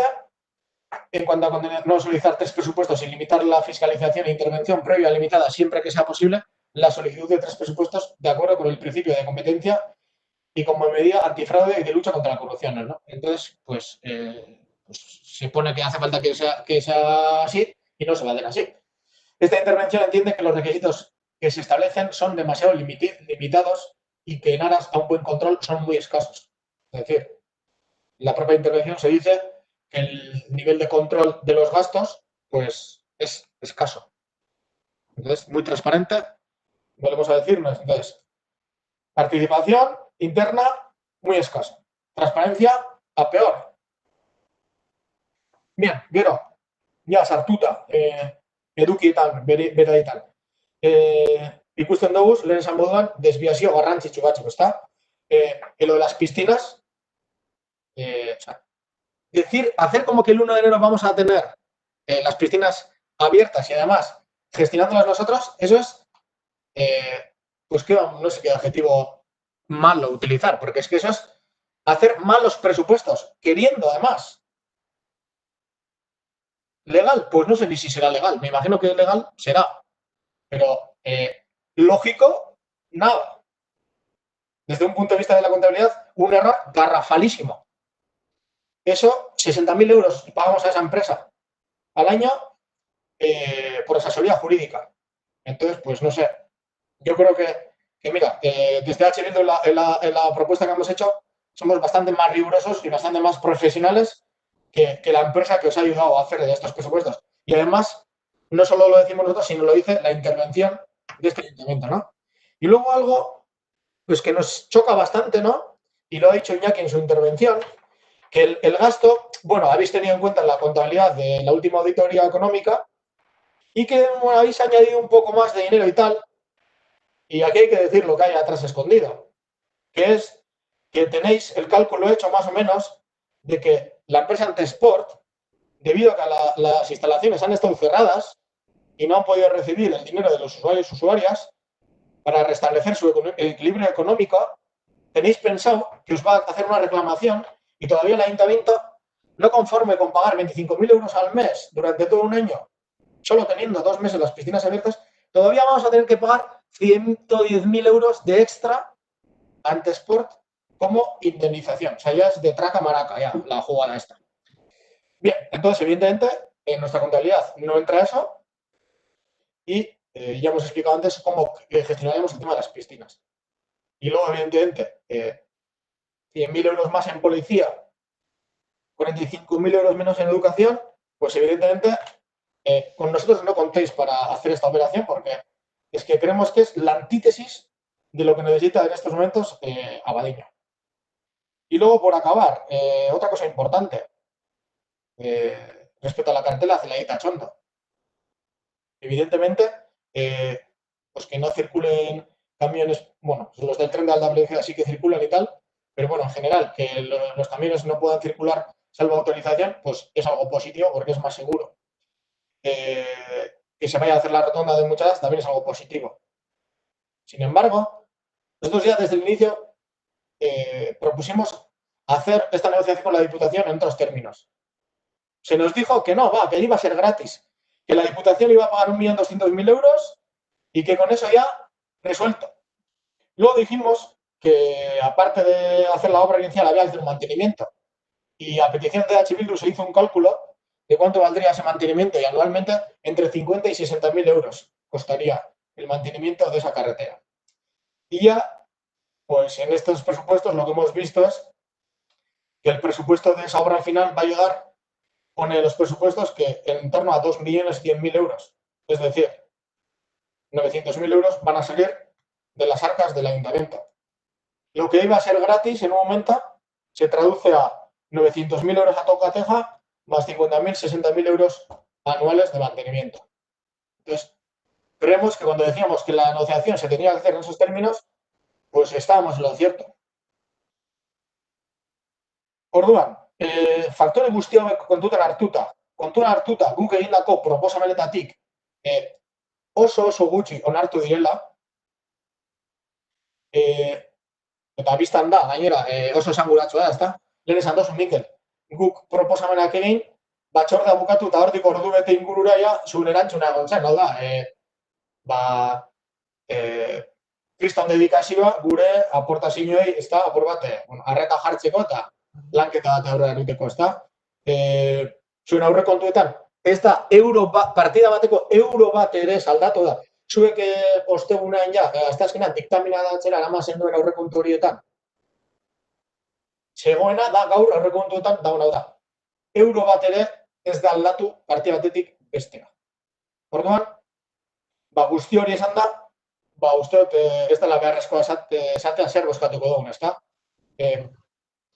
Parte hartzerik ez, gero eta gardentasun gitxiago, diru gehiago polizian, diru gutxiago hezkuntzan, gainkostua Zelaita eta Atxondo errepidean, kalkuluak txartu eginda nahita, orduan, gu ez goaz hori onartzera, gu gure proposamena egin dugu, eragiketa zintxo bat egin dugu, zuek itxidezkuzu eso denbora gitzi alan, dabe gu kriston lanketa egin dugu. Eta proposamena egin dugu, saiatu izan gara adosten, emendakinak ere sartu dugu, igual baten bat igual onartuko zen duelako, eta bueno, bintzat nolabait zerbait aldatu alko zela, eta igual azten txio batera aldo alko ginelako, uste dut EH Bildutik demostratu dugula, kapasa garela akordiotara heltzeko edozein lekutan edozeinekin, horretarako baldintza badoz, eta kasu honetan, zoritxarrez aurten, ez dugu baldintza horretu patu, lehen urtean EH Bildu berak, azten txino bat emon zaben, bueno, esan gendun, ez dira gure aurrekontuak, baina emango txigu, bueno, legislatura honeri aukera bat,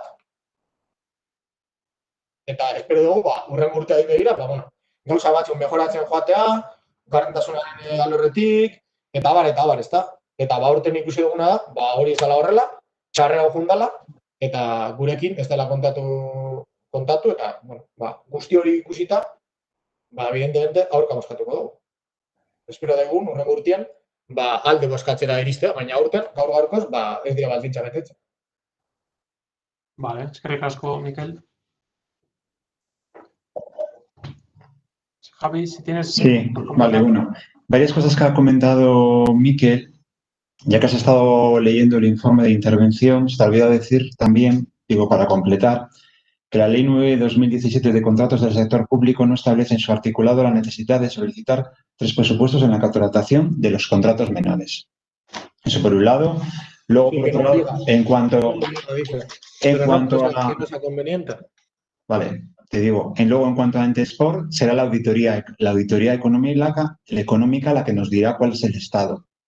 Habrá que hacer una auditoría económica y el resultado, pues, será el que nos indique cuál es el dinero, qué cantidad tenemos que aportar, o qué nos tienen que dar, o qué compensación, etcétera. Es la auditoría económica la que nos informará al respecto. Luego, respecto a la redacción del proyecto de la travesía Zelaieta-Montserrat-Atxondo, todavía no está terminada y esas cifras, la verdad que has dicho unas cifras de 2.100.000 euros, yo las desconozco totalmente, no sé de dónde han salido. Pero bueno, en el anexo de presupuestos que pero no, pues no es real, vamos, a día de hoy las cifras que contemplo yo no son esas reales de 2.100.000 euros. Luego, bueno, pues nada, entendemos que además en los tiempos en los que estamos, con esta pandemia que parece que lo ocupa todo, el poder hoy presentar estos presupuestos y al final aprobarlos, yo creo que es algo positivo. El presupuesto entendemos que sí que es real, en un momento tan diferente, se ha tenido en cuenta la caída de ingresos y también la disminución de Udalkutxa, que no sabemos exactamente cuál va a ser, que aquí proponéis unas cantidades que luego no sabemos exactamente cuál serán, y entendemos que con la aprobación lo que hacemos es definir las prioridades del equipo de gobierno. Y sobre todo sin renunciar al ámbito social, y estaremos en la medida de nuestras posibilidades apoyando a las personas y a colectivos más desfavorecidos. Y nuestro voto, por supuesto, desde la línea independiente el Grupo Independiente será positivo, será afirmativo a favor de estos presupuestos. Eskerrik asko, Javi. Vale, mi intervención irá centrado en 2 aspectos. Uno, el tema de la participación y otro, en el tema de la transparencia. Bueno, Mikel ha comentado que no han sido participativos. Bueno, lo único es recordar que ya los presupuestos del 2020 ya se incluían 50.000 euros para la participación ciudadana, la primera vez en la historia en el Ayuntamiento de Gabaño que eso pasa. Y para el 2021, pues también vamos a incluir otros 50.000 euros para ese proceso participativo en los presupuestos, y también hay que añadir que habrá 10.000 euros dentro de esos presupuestos para propuestas para la gente más joven de Abadiño, que también tendrá oportunidad para participar en estos proyectos, en este proyecto del presupuesto de 2021 directamente. Se ha acusado de que no ha habido participación. Bueno, esa participación ahí está, y este año se va a incluir a los jóvenes, a los más jóvenes. En cuanto a la transparencia, también, pues bueno, desde el equipo de gobierno ya estamos trabajando en un portal de transparencia en que en los próximos meses, pues bueno, se va a hacer público, y bueno, es nuestro compromiso del equipo de gobierno, pues conseguir un ayuntamiento pues, cada vez más participativo y transparente. Y vamos a seguir por esa vía.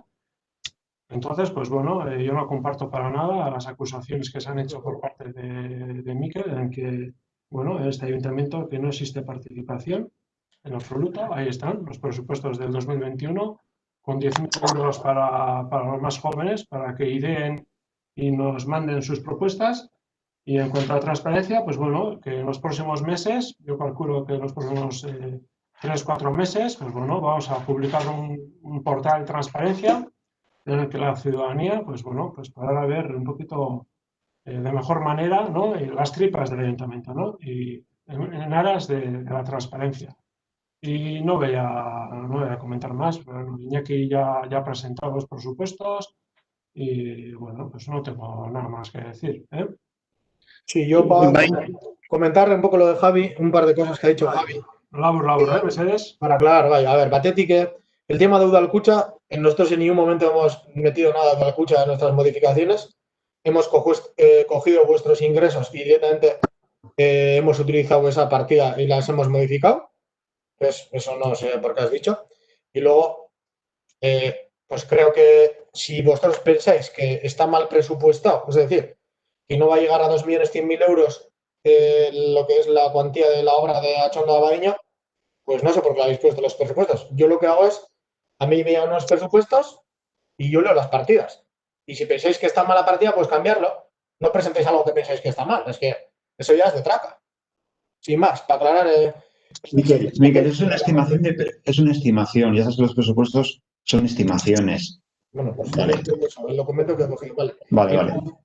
Y luego quiero enseñar también una cosa que se me había olvidado comentar antes, que las subvenciones, tanto las nominativas como las de concurrencia competitiva, las dos son legales, ¿eh? Las subvenciones nominativas también lo son. Solo era para... Sí, que yo no digo que no sea legal. Yo te estoy diciendo que para ir en el camino hacia la transparencia, una cosa es lo legal y otra cosa es caminar hacia la transparencia. Entonces, si antes pedíamos 3 presupuestos y ahora no vamos a pedir ni uno, ¿qué estamos? ¿Siendo cada vez más transparentes o cada vez menos? Sin más. ¿Es legal? Sí, es legal. Pero no nos vamos a hacer más transparentes. Nos estamos haciendo más opacos. Y eso no se trata de hacer titulares ni de nada. Es ver la realidad. Y la realidad son esos datos. Sin más.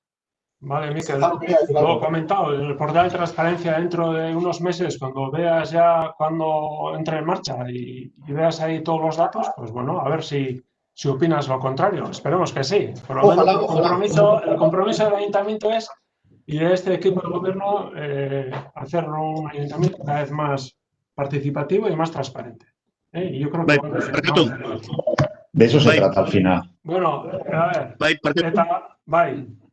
Barkatu. Unzalu, komentatu eta gero boskak eta la pasoko gara, Bai, oso, hori intentzioa, bai. Parte hartzaren inguruan, Mikel Urrutiak egindako apunten observazioen inguruan, ez dut uste inongo akusazio eran egin dagoenik, naiz eta nire ustez behi badan azpimarragarrize aurrekontuen lehen berzio idatzia azarren 11an eukin gendula, gaur azarak 24 dala, hori da, egon diren egunak parte hartze prozesu guztia eukiteko, eta tartean, azararen 11tik, azararen 18ra, 3 bertsio izan ditugula aurrekontunak, desberdinak, bai? Zuzenketak hainbat egon direlak. Eta parte hartzea hortaz ari da. Ez da ari aurrekontu parte hartzaileen inguruen, bale? Gauza bi desberdina dira. Eta dana legala da, baina parte hartze prozesuak elikatzeko nire ustez beste denbora batzu behar dira. Eta arau foraletan ere oso argi markatzen dau, udaletxiek aurrekontuek lantzerako orduan eta nolabait ze epe eta ze prozesudan gomendagarria. Eta zehaz-mehatz araudian, araudian markatzen dagoena da, irailaren 30erako aurkeztu behar dela lehen zirriborroa dagoen informazioarekin. Eta hortik eraikitzen joen aurrekontua. Normalean, azaroko pleno baten onartzeko, egoteko, gero hartu behar dien onarpenak foru aldundia berak, eta urte amaitu orduko aurrekontua definitiboki onartzeko. Hori da prozedimentu normala. Horrek ahalbideratzen du parte hartze normal bat eragile guztiena. ez da beste parte hartzaena, ¿vale? Luis, itzuli mesedez. Bueno, dice Unzalu que cuando se alude al tema de la participación, el apunte que ha hecho Miquel sobre ese tema se refería al hecho de que él ha citado en su exposición, de que la primera versión del presupuesto se les presentó el 11 de noviembre y a fecha de 24 de noviembre, que es el día de hoy, ya se está aprobando ese presupuesto. Y en el ínterin se les ha presentado 3 borradores de presupuesto, entre el 11 y el 18. Entonces dice que ese proceso en tiempo tan limitado es lo que refleja el nivel de participación que se ha producido y al que aludía Miquel en su intervención. Dice que todo es legal, pero ciertos procesos requieren un ritmo diferente para que se pueda garantizar la participación, como lo demostraría las pautas que establece, por ejemplo, la norma foral, que recomienda que los presupuestos, el primer borrador de presupuestos se presente para el 30 de septiembre, de forma que pueda ser eventualmente aprobado para noviembre. Y es ese el sentido del concepto de participación al que se refería en su intervención. Vale, eskerrik asko. Sí, a mí lo único que me gustaría remarcar es que, bueno, este año no va a poder ser aprobar los presupuestos por unanimidad, pero bueno, por parte del equipo de gobierno tenemos voluntad y la mano pues, sigue tendida y nuestra voluntad es buscar el acuerdo entre todos y a ver si para el año que viene, a ver si somos capaces entre todos. Vale, venga, bozkaketara paseko gara orduen. Pasamos a votación. 2021 udal aurrekontua, presupuesto municipal 2021.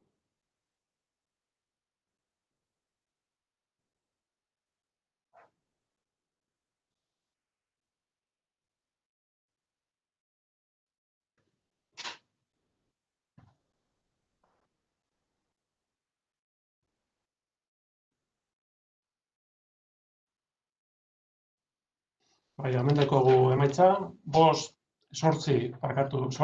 boto baiezkoak eta 5 ezezkoak, 8 votos a favor y 5 en contra. Queda aprobado el presupuesto municipal del 2021. Aurrera jarraitzen dugu.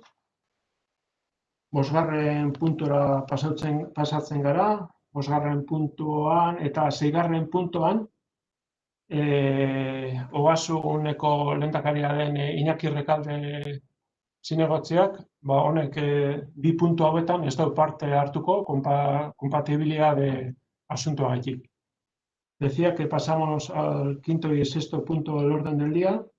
El 5. punto dice tasa de basuras, hostelería y sociedades gastronómicas, aplicar epígrafe de local sin actividad. Y el punto 6, tasas por ocupación pública, terrazas, hostelería, eximir de su pago año 2020. Decía que el concejal Iñaki Recalde que se ausentará en estos 2 puntos por tema de compatibilidades. Entonces, él no va a tomar parte en estos 2 puntos ni va a participar en la votación. Vale. Juan da, Iñaki, vale, ya se ha ido Iñaki, vale, seguimos para adelante. Bien, a ver, en el tema de punto 5, tasa de basuras, hostelería y sociedades. Bien, este punto lo traemos aquí desde el equipo de gobierno para su aprobación, debido a que, bueno, todos somos conscientes la difícil situación que está viviendo el sector de la hostelería. Y entonces, pues bueno, como una medida de apoyo tanto a la hostelería, principalmente, proponemos eximir de la tasa de basuras del 4º trimestre de este último año a los hosteleros. ¿Y por qué decimos esto? Decimos porque desde Eudel nos mandan un escrito a fecha de 12 de noviembre en el que dice literalmente que, siendo conscientes de la difícil situación que atraviesa la hostelería, desde Eudel queremos trasladar, en primer lugar, nuestra solidaridad a este sector que forma parte de nuestra idiosincrasia y mantiene vivos nuestros pueblos y ciudades.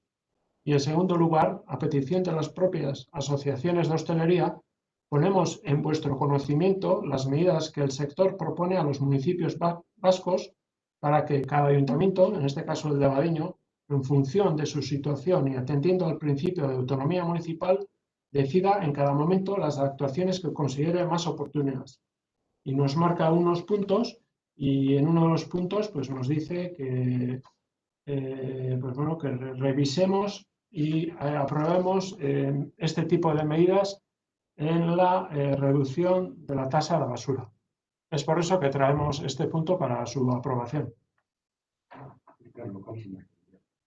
Eso es. Eso es. Bien.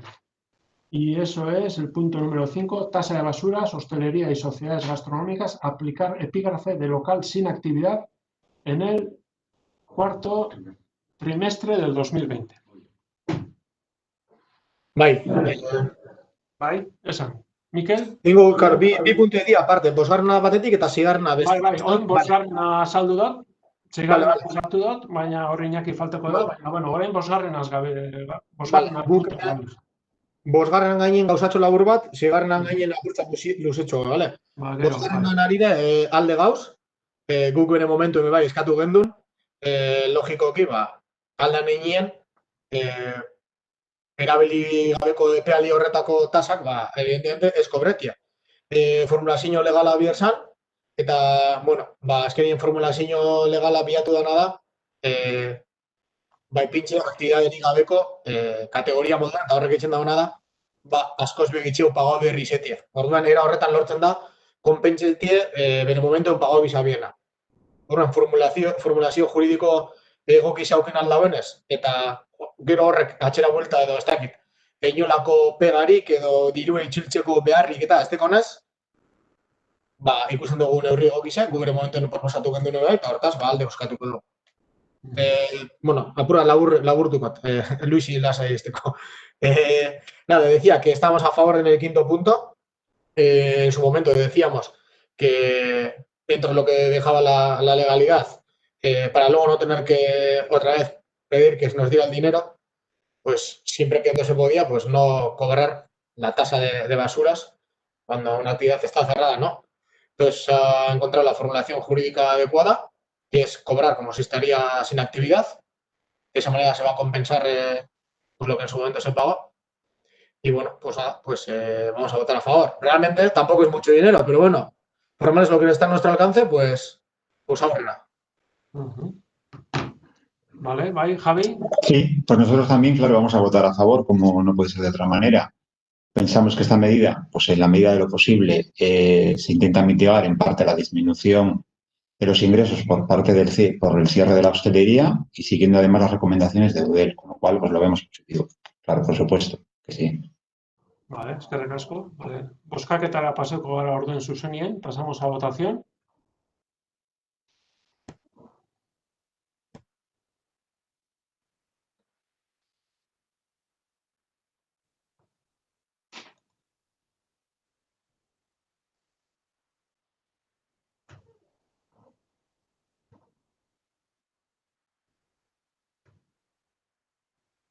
Hemen dekogu emaitza, 12 bozka baiezkoak, 12 votos a favor. Queda aprobado el quinto punto.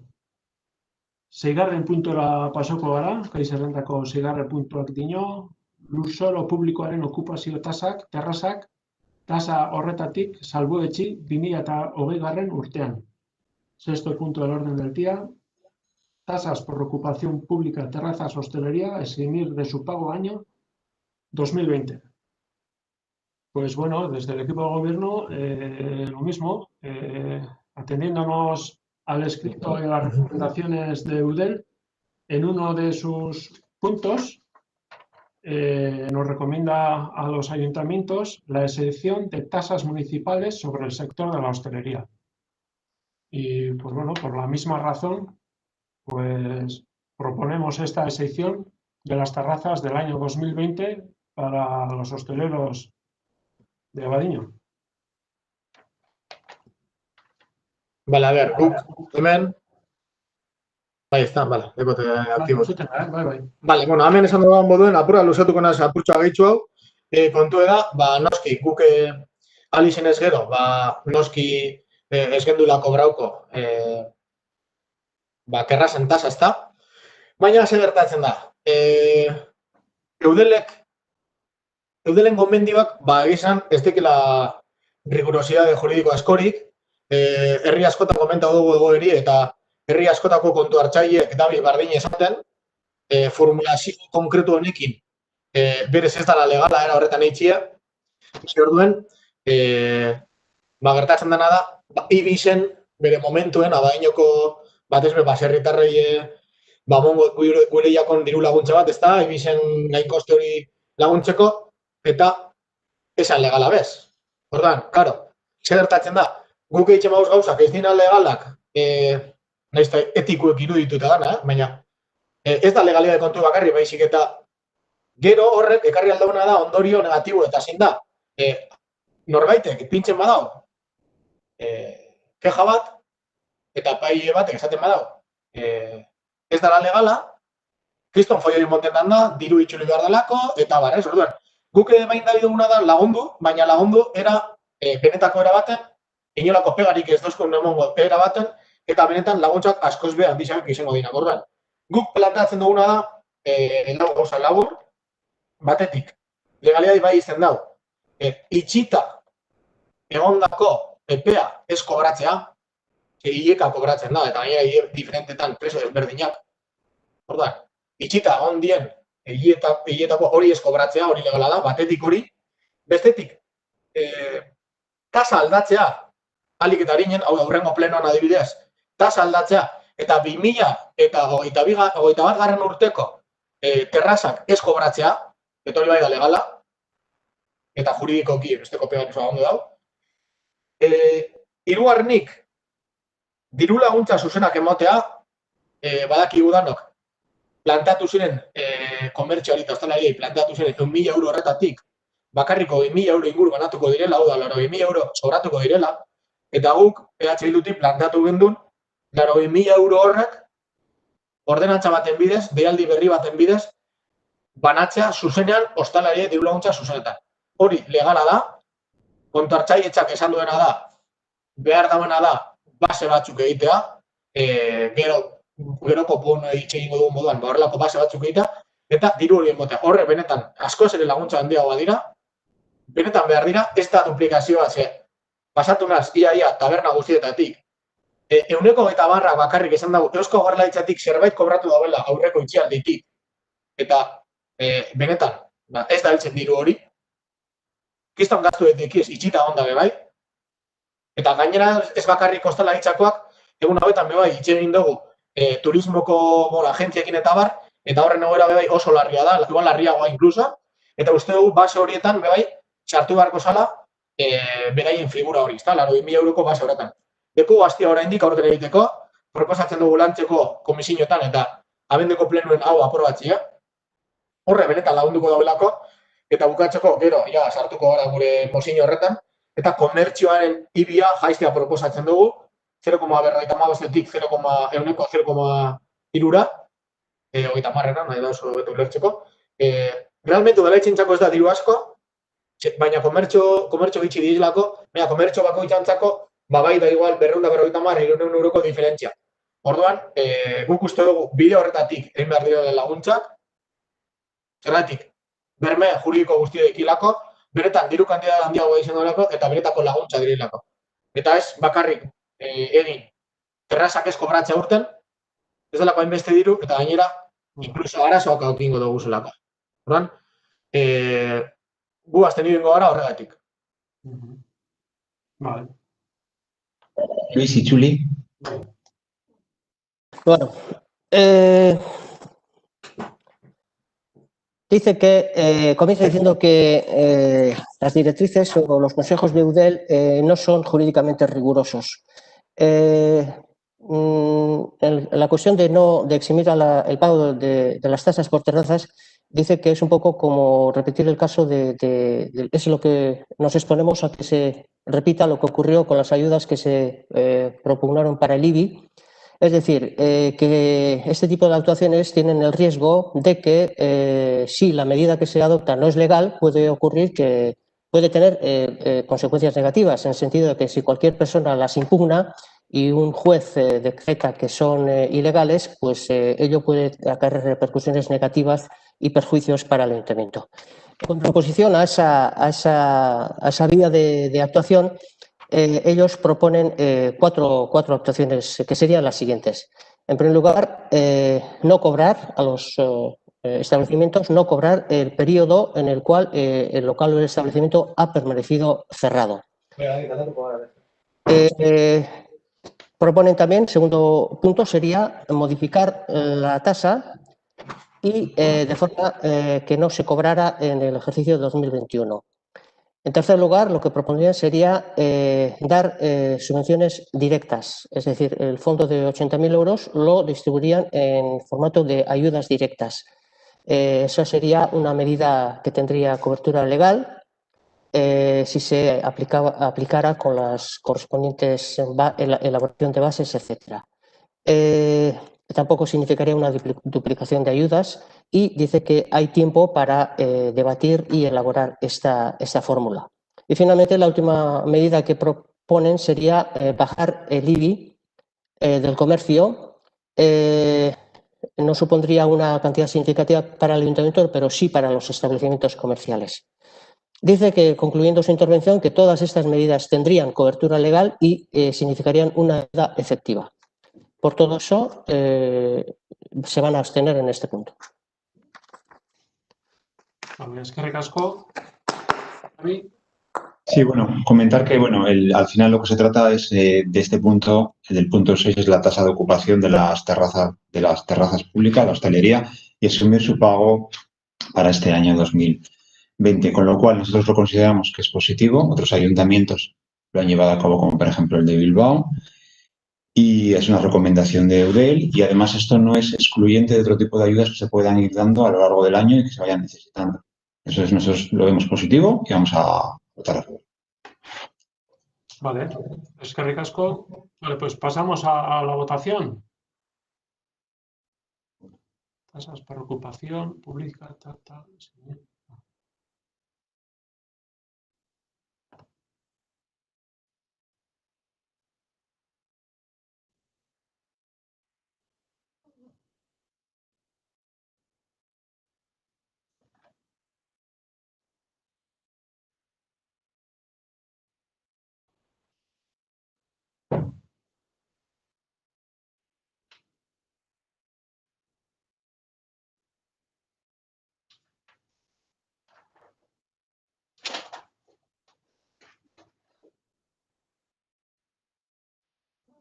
Emaitzak, a ver.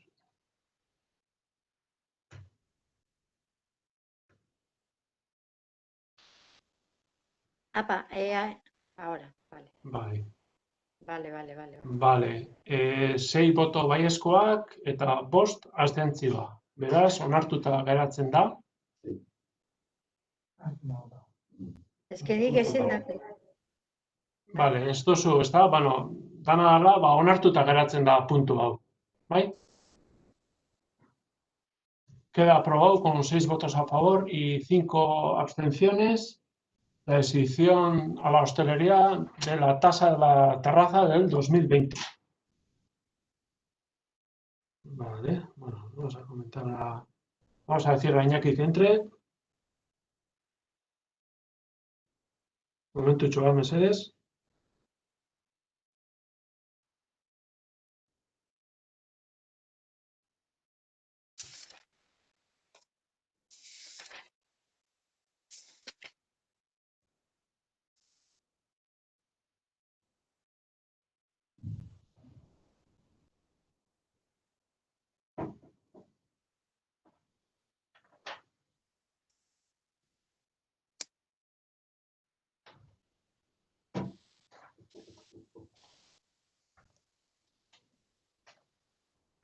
Iñaki, sartu gure oso mila, amaitu dugu, oskaketa hau. Vale? Venga, entzarte.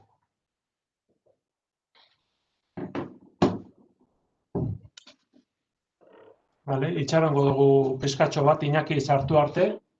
7. puntua, berak egingo da aurkezpena. Gai zerrendako 7. puntuak dino, 2020ko Gabonetako erosketa bonu kanpainaren oinarriak. 7. punto del orden del día, bases campaña bonos compra Navidad 2020.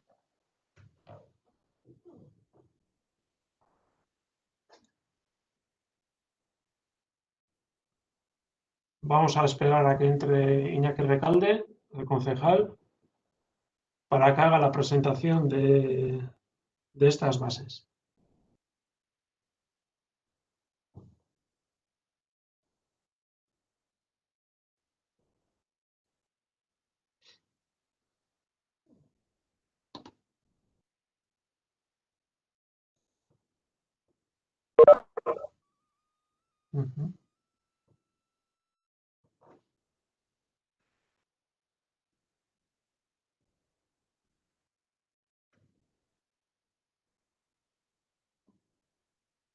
Iñaki Recalde.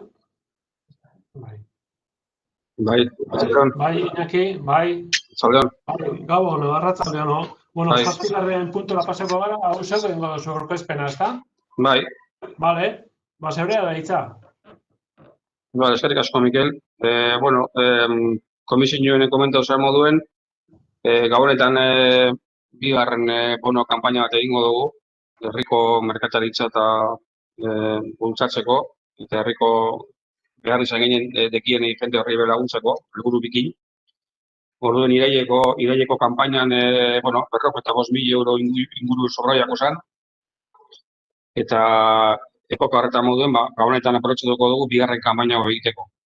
Hiru guztire 1.800 bono bananduko dira, 3 bono tipo gongo dire, bat izango dire 18 urtetik 75 urterako bitarteko jentientzako, hor 553 bono azulek izango die, 5 euroko balizuaz, urrengo bono izango die bono berdiek, 640 bono, 30 euroko balizu dekie, eta hori izango da jubilauentzat. Eta 3. bono mota da, bono rosa, bono horrek deko 40 euroko balizue, eta 600 bono baranduko dugu.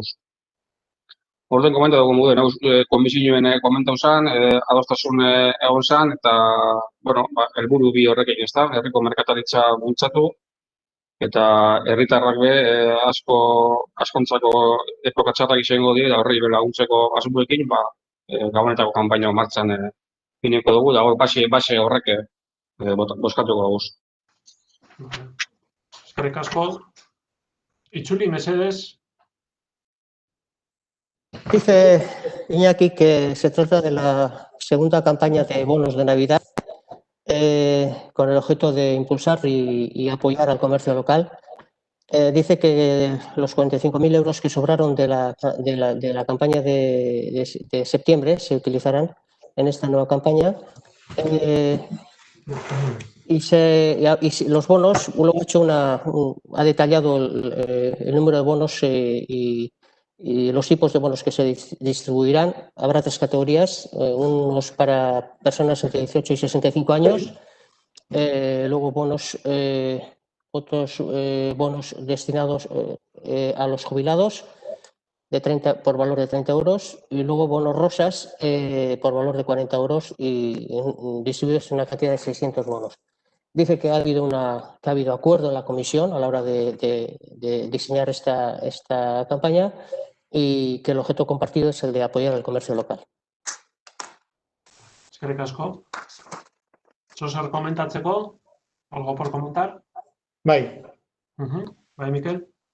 Bai, gu beha doz gauz, bono honegaz, eta alde boskatuko dugu.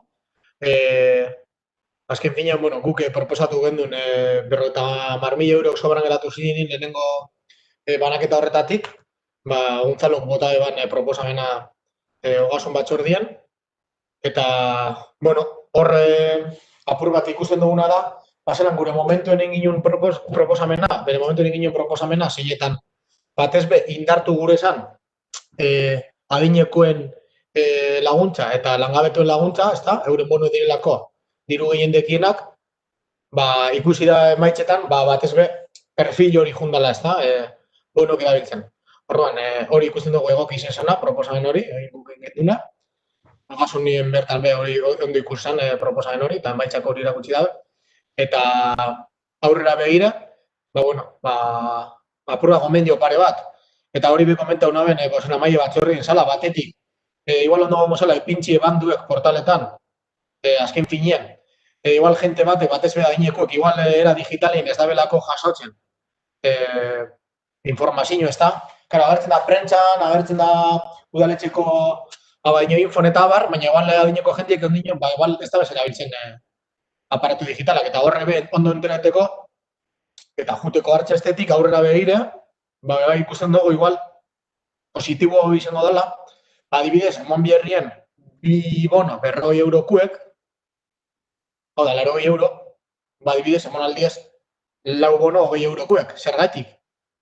Holan, egin aldielako, kompra txiki zabak, eta ez teko zu hor presin hori hainbeste kontsumido du behar duzula batera, batez be, likagai freskoetan, eta gero bestetik, emototxu aproba flexiladie, leku desberrietan, produktu ezberdinek erosal izateko. Ez da hortan, mejora moduen urrengo urterako, urrengo kampaina batzutarako, termino hori bai kontuen hartzeko. Bai, eta bueno, Bildu zerderaz esango dut. Decía que estábamos de acuerdo, que desde H. Bildu ya propusimos, en cuanto supimos que nos habían repartido los 100.000 euros, pues todo lo que había sobrado, que se hiciera una segunda remesa. Luego también queríamos poner en valor pues, la propuesta que hicimos, ¿no? De, sobre todo de incentivar los bonos, de dar más valor a los bonos para los mayores y las mayores. Y por otro lado, la gente que estaba sin trabajo. A tenor de resultados se ha visto que pues, ha resultado, ¿no? Porque es lo que los tipos de bono que más se han consumido.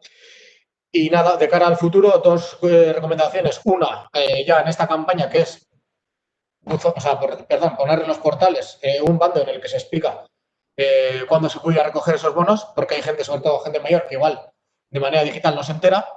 Y por otra parte, pues ya de cara a otras campañas, el hecho de igual, en vez de hacer bonos tan, digamos, de tanto dinero, es decir, en vez de 2 bonos de 40 euros, igual mejor 4 bonos de 20 euros, que da mayor flexibilidad a la hora de hacer la compra en diferentes sitios, incluso en el mismo sitio, diferentes días, ¿no? Sin más, pues bueno, esas aportaciones. Vale, es que le casco.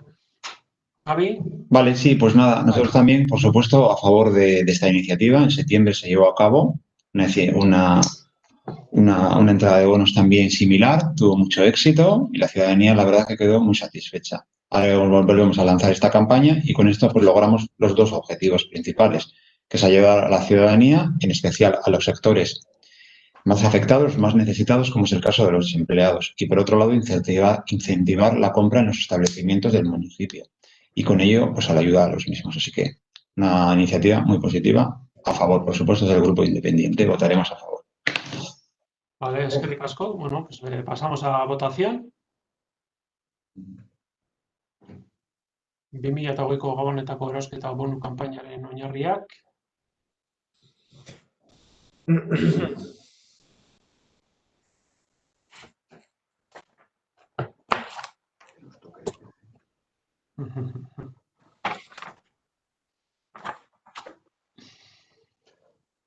Vale, 13 voto baiezkoak, 13 votos a favor.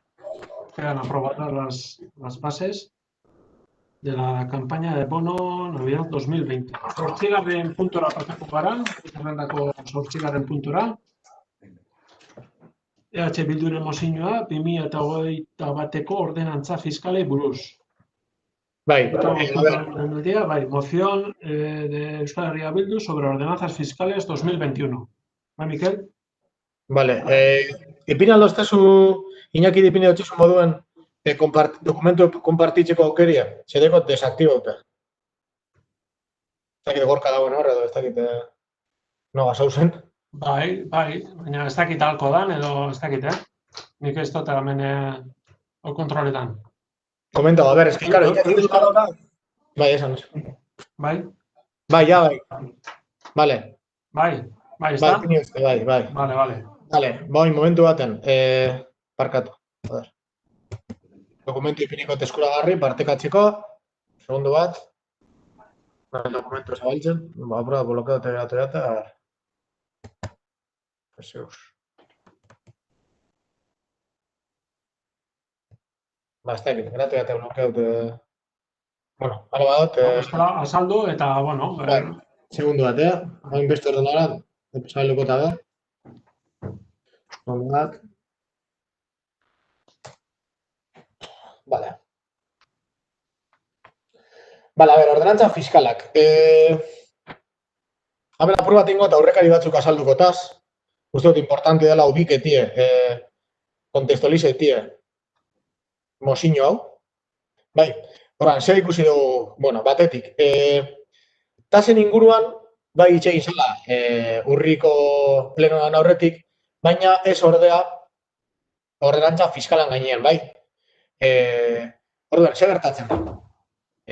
Guk urriko plenoan ostien, hor jaso gendun, udalkutzatik emongo jakon edo, bueno, aurre ikusten da, diru kantitatea, eta evidentemente hori da parametro bat fundamentala, ez da, urrengo urteko fiskalidade abordetako. Azken pinean, diru partida handizena udaletximen sarrera moduen da udalkutzatik datorrena. Zer gertatzen da, aurre ikusten gendule, seguramente, milioi bat euro gitxia, edo, aukingo dule datorren urterako. Baina, bueno, txorionez, ez da holan izan gau da. 340.000 euro gitxeu bakarri jasoko dugu, zau da. Hor abaniko bat egiten dozku, ez da? 640.000 euroko abaniko bat egiten dozku, bueno, gure diru sarreretan, ez da? Vale, horan. Hori holan izan da, hau da, ez dugu inberba urriko plenoen oste arte, ordenantza fiskalen gainean. Eta datu esanguratzu hau, etorriak urriaren bukaera, eskatu gendun ezoiko pleno bat. Zertarako, gure ordenantza fiskalen gaineko proposamena bozkatzeko. Azken finean, prozedura aldetik, azaroaren bukaeran, gaurko plenoan onartuko bazien, oso justu ibiliko ginelako, hau benetan materializateko. Posible izango zen, seguramente, azken finean, Abadiñoko udaletxeko historiala ikusita, behin baino gehiatan, azaroaren bukaeran aprobatu dielako ordenantza fiskala, orduan, logika berdinarekin, suposatzen da, alko zala, baina oso justo. Horregatik, proposatu gundun egitea ezoiko bilera bat, justifikazio horrekin, ezoiko pleno bat, azaroaren lehenengo egunetan. Abadiñoko alkateak, erabaki zaben, ez joala pleno horren deialdirik egiten, eta hortaz, debatea, nolabait, mugatu egin dugu. Halan dabe, gaur ekartzen dugu ona, eta gure eguna da, bertan esplikatzen gendun edo gure proposamena, gaurko pleno honetan aurkeztie eta bozkagai jartzie. Bai? Bien. Horan, hori izan da. Vale, ez dakit arazo dokumentuagaz, bueno, sin más. A ver, hemen labur bilduz, esan behar duguna da. Beira, Abadiñoko ordenantza fiskaletan, Abadiñoko katastroa, Bizkaiko katastroa eguneratu zanean, hor 2015-2016 urteetan, hor, tipo berriak esarri ziren eta hor gertatu zena da, Abadiñoko udalak, urte batetik bestera, hasi zela kobretan, ibiaren bidez, 1,000,000 bat terditik, gutxurara 2 milioi. Hau da, de repente, 1,30ko igoera ingresuetan. Hau da, 500.000 euro inguru gabiz kobretan ja, herritarrei, azkenengo 5 urtietan. Impuesto de actividades económicas. Hor be, aldaketa batzuk egon diez, azkenengo 2 urtietan importantienak, eta gutxura bera, 300.000 euro gehiago gabiz kobretan. Hau da, IBI eta IAE kontuan hartzen baduguz, gutxura bera, 2015 arte kobratzen genduna eta epoka horretan kobratzen ari garena, 800.000 euro gabiz kobratzen urteko demaz, esan digu. Konparatuta aurreko urteekin.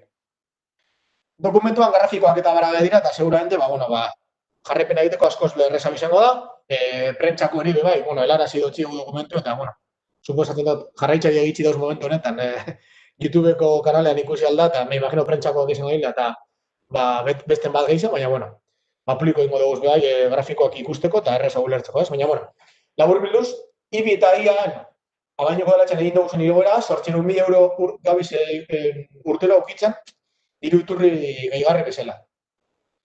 Eta, diru hori, aldi benean, gabizena konturatzen da, remanentera doiela. Osa, orokorrien, gertatzen ari dela da, remanenteko partida urtetik urtera, gero eta handiz hau edala. Hau da, gabiz diru jasotzen, eta utxan diru gehiago ukitzen. Horra, guk egiten duguna ariketa da, vamos a ver.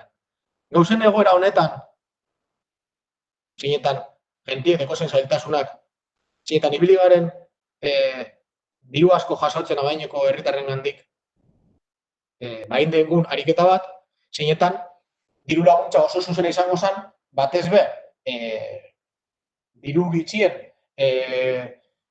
inmuebletan diru bitxien edo balio bitxien dekien arlo horietan, guazen bajetan impuestu, Azken finean, aldogu posible da, guk epinitako eskaintza, proposamen honetan, gutxo gara 100.000 euro bitxeo korrauko dinduzan, udaletzen moduan, eta gainera, honek dekon bentajia da, claro, guk aurten erabakitzen duguna, da urren urtean kobrauko da biena.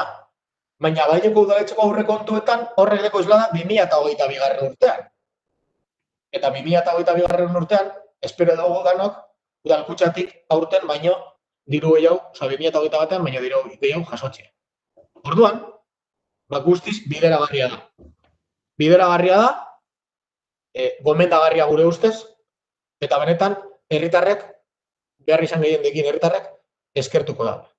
Bai, eta apur bat, ja que, ezin izan do konpartidu, baina, hemen, ez dakit ikusten den zerbait, gau, plano bat parkatu, grafiko bat, zietan agertzen den zelan hemen, 2015-2016 urtean, urdinez dagoen hau da, IBI eta IAren bidez kobratzen genduna, salto kualitatibo bat ematen da, eta naranjaz dau remanentan dekoguna. Bai, salto honetan, igotzen dugu IBI eta IA, eta remanente akumulatua igotzen doa, bai. Osa, matematikoki, udaletxeko datuekin kontrastatuta. Bien, orduan, guzti hori, bai, udaletxetik jasotako datuekin kontrastatuta. Orduan, hori horrela izan da, gure proposamena argia da. Bai, gure proposamena da, batez be, IBIa ikutzea, bai? Orduan, zer proposatzen dugu? Bueno, lehenengo proposamena. 180.000 euroko balio katastrala edo basuagoa duen higiezinei, oza, residenzialean, 0,20ko tipua jartzea. Hau da, gaur egun dugu 0,25ko tipua, planteatzen duguna da 0,20ra jaistea. Bigarrena izango zen, komertzialaren alorrean, barriro, IBI komertziala, lehen esan da moduan, 100.000 eurotik berako balio katastrala dekin nahi, beti, hau da, txikizei, 100.055etik bajatzie 0,3ra, hau da, lehen 550 euro pago bienak, oin 300 euro pagetik. Osa, 550 euroko izan dugun diru laguntza zuzena. Hirugarren alorrien da, IBI industriala, eta hemen bai ditzen duguna da desberdinketa bat, bai.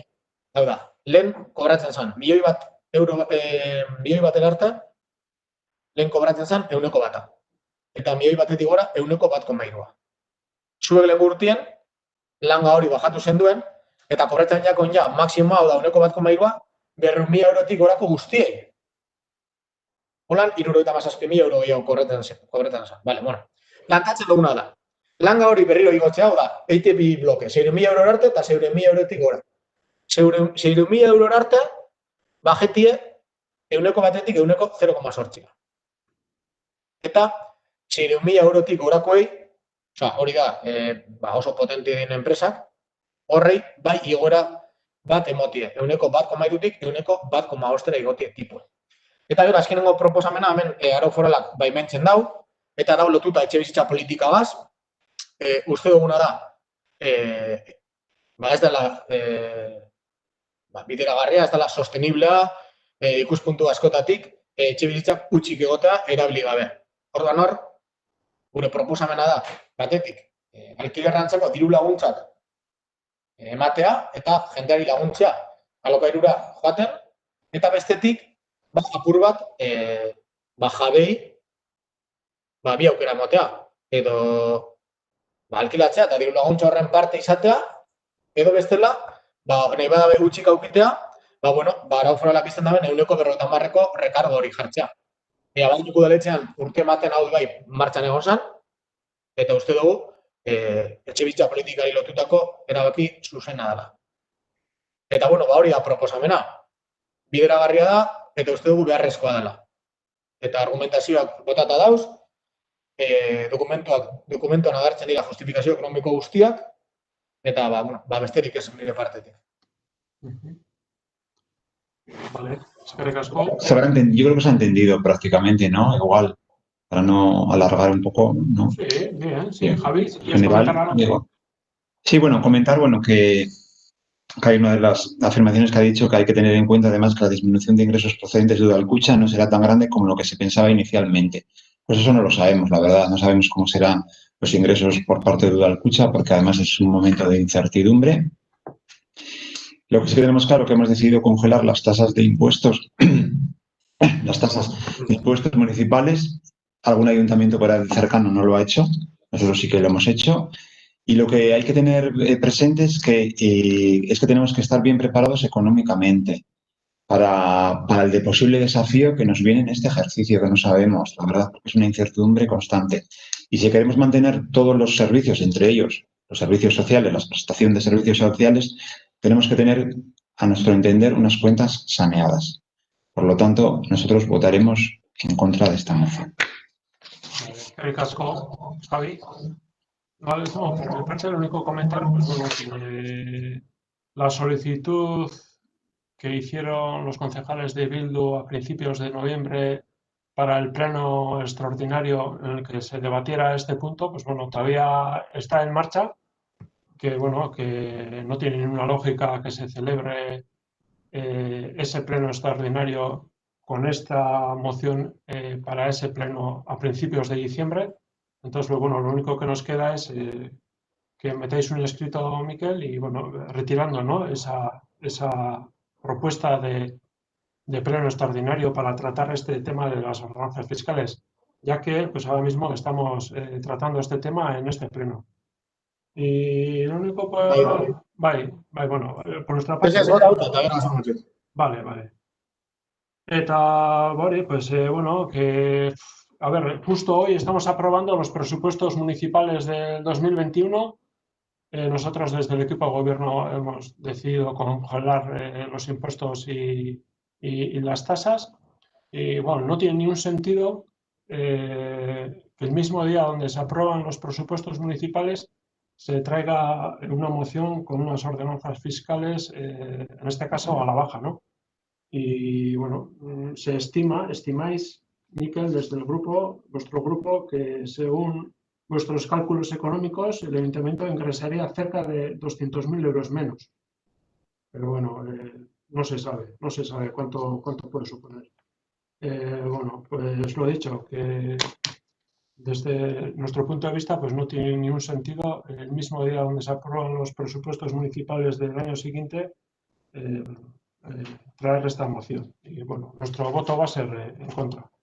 Y como gobierno tenemos decidido ya pues congelar las tasas. Vale. Es una propuesta que viene tarde, muy tarde. Lo primero que, bueno, creo que con tu intervención ha quedado constatado evidentemente la pertinencia de haber realizado el pleno extraordinario a principios de noviembre, antes de presentar el borrador de presupuestos, porque evidentemente los presupuestos están ligados a los ingresos. Es decir, total lógica tendría haberlo hecho a principios de noviembre, que era el momento, porque hasta el momento se desconocía el valor del dato de Udalkutxa. Entonces, que tú me digas ahora que viene tarde cuando tú has sido el principal responsable de que no se haya hecho el pleno a principios de noviembre, pues ahí queda dicho, ¿no? Sin más, clarísimo ha quedado el tema. Y luego, hablando de Udalkutxa, para Javi, un poco por aclarar. Javi, en la página de la Diputación Foral de Vizcaya hay, si entras, pones Udalkutxa tal y aparecen, bueno, las estimaciones de Udalkutxa, la preliquidación, lo que se estima que se va a cobrar el año que viene y todo eso, ¿no? Entonces, es un dato que da la Diputación Foral de Vizcaya todos los años, que todos los ayuntamientos utilizan ese dato para hacer los presupuestos. Es decir, no es una estimación que me le he sacado de la chistera o que habrá que ver. Es decir, ese es un continuo durante todos los presupuestos, durante toda la vida de los ayuntamientos, durante todos los municipios. Es decir, es un dato que siempre se coge como referencia, sin más. Y luego, por último, lo de la congelación. Sí, o sea, evidentemente se han congelado, pero es que ya como hemos dicho antes, o sea, desde el 2016 llevamos en Adeño con unos impuestos muy elevados, comparando, pues también si entráis en la página de la Diputación, podéis compararos con muchos pueblos, con la media de los pueblos parecidos, etcétera, etcétera. Bueno, se ve que hemos empezado a recaudar 800.000 euros de más, sin tener servicios especiales, y congelar, lo que se va a quedar es la gente congelada, el bolsillo de la gente, con las tarifas que tenemos en Adeño. Sin más. Eta bukatzeko, hori, pleno extraordinariona, ez dakiten behar da nahi datxiren bat. Evidentemente, ja gaur ekarri baduguna, ez teko inolako zentzunik eitzi abenduen beste pleno bat. Osea, ez dakit idatzi bidugun, edo hemen geratzen da nakta reflejaute eta listo. Ez dugu eskatzen ja indugu gaurre bati, bai, ez da. Ez dugu, kentzen dugu, retiretan dugu pleno extraordinario izun eskaize. Vale, solo una cosita, Miquel, para aclarar, habían dicho que te has inventado ni nada, pero no es lo mismo las estimaciones que haya hecho Diputación sobre otros años que sobre este año, que es una incertidumbre constante. Solo eso. Es decir, ya está, sin más. Vale. Gracias. Venga, boskaketara pasako gara, zuzenean, nik uste nahiko garbi hartu dela bakoitzaren postura. EH Bilduren mozioa 2021 ordenantza fiskalei buruz, moción Euskal Herria Bildu sobre ordenanzas fiscales 2021.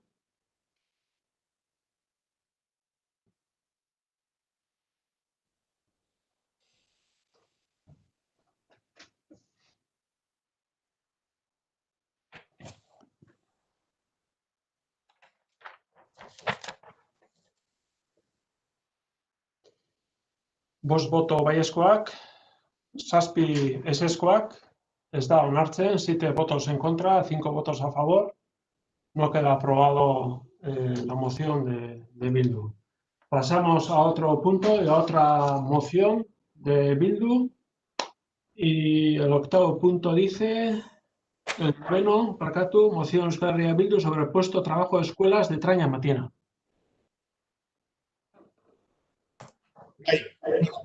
Bueno, a ver, zertara dator mozio hau?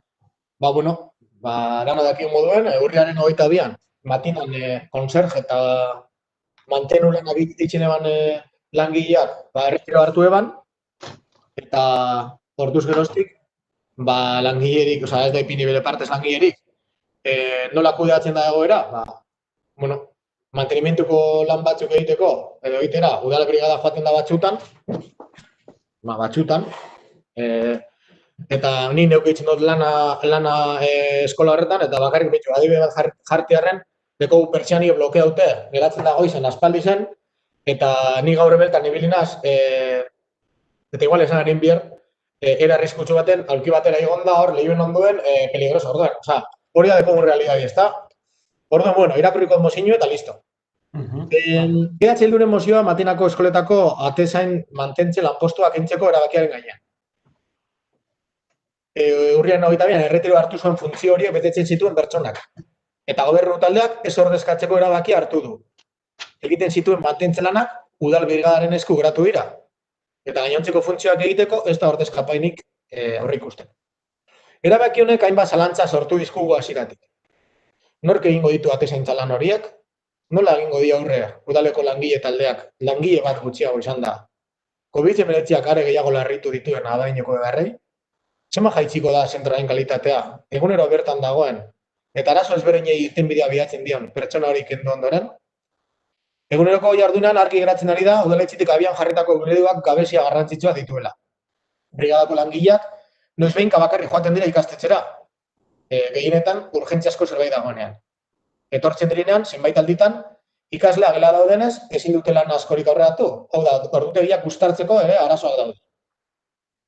Bada, dagoeneko hilabete pasatu da langile honek erretiro hartu zuenetik. Arazoak pilatzen dira, eta bere falta nabaria da eskola eta institutuko eguneko jardunean. Hainbat geletan, arbela jarri gabe daude, abizua duela 3 aste eman bazen ere, ia lau. Instalazio elektriko pertsiana eta barrekin antzera, egin beharrekoen zerrenda egunetik egunera handituz doa gauza pilatuz, nahi bazue bizitau, konserjeriak eta ikusi zerrenda zelan da bizan. Horregatik guztiagatik, ikastetxeekin, langileekin, langileen ordezkariekin eta udalean bertan, hitz egin ondoren, EH Bildutik proposamen hau egiten du. Bat, lanpostu hori behin-behinean betetzea lanpoltsetara joz, bai? Hau da, gitxienez kurtso bukatu arte. Eta bitartean abadinon, mantentze lanen arloan dagoen premia handiari nola eta zer baliabiderekin aurre egin eztabaidatzea, eta beharrezkotzat jotzen ditugun baliabideak ditugunean soilik, udal plantilla berregituratzea, bai? Osea, oso ondo dago, mantenimendu teknikariaren gainean hitz egitea, patati patana, perfecto, lan hori aurratzen jopar gara, baina bitartean, errealitatea da, daukagula langile bat gitxiago udal plantilla. Eta arazo hone deko guzela. Eta uste dut ez dela, eta posible dela, diru deko guri pagetako, zuzena da dela, ekaine bukara arte gitxienez langile bat kontratetie, bitartean beste modu baten lan txendala eta hurren urte begira beste hausatzuk, ez dakigu, ingo berba. Baina gitxienez ekaina bukatu arte pertsona bat egotie, gure ustez fundamentala da.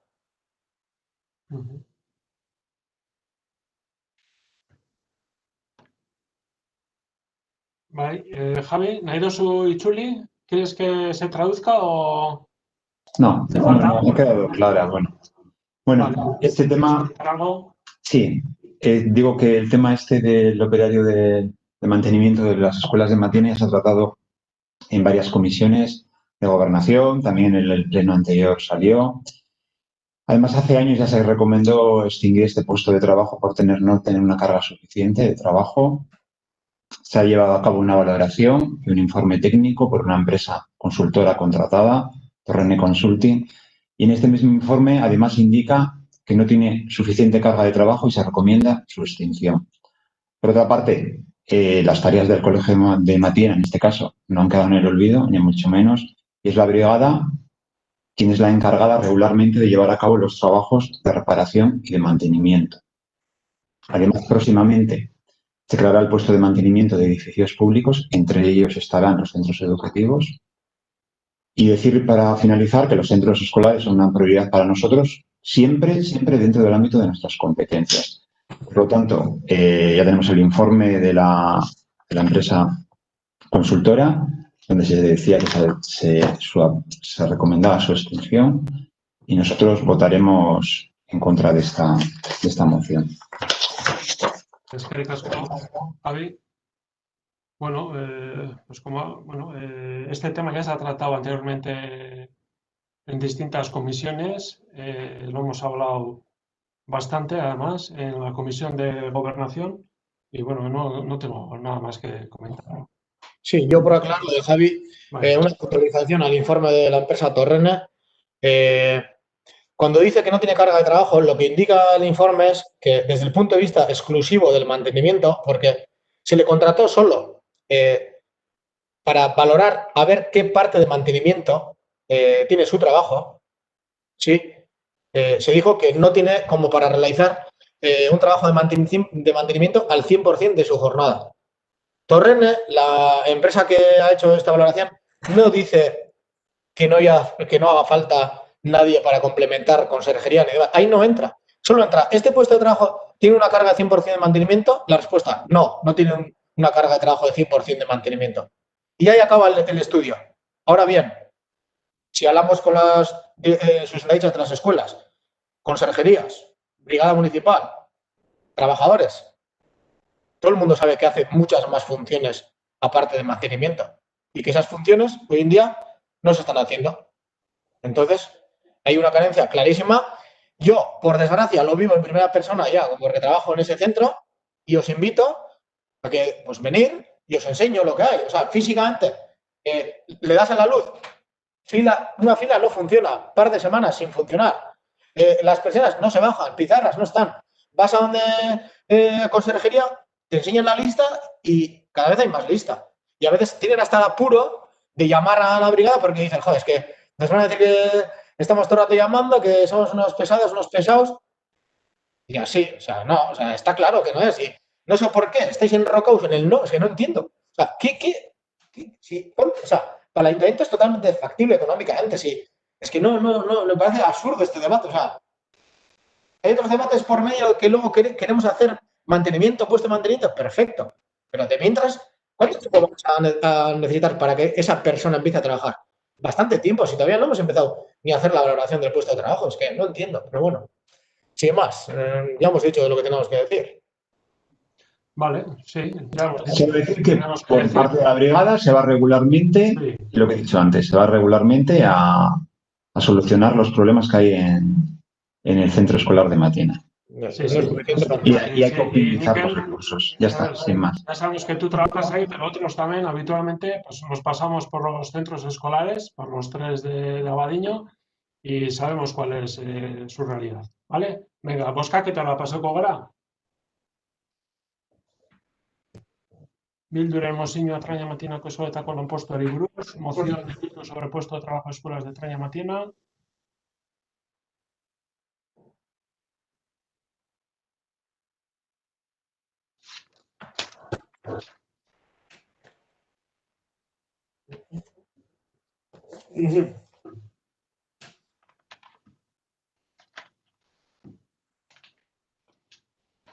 Bost baiezkoak, 8 eseskoak, 5 votos a favor, 8 votos en contra. No queda aprobada la moción de Bildu.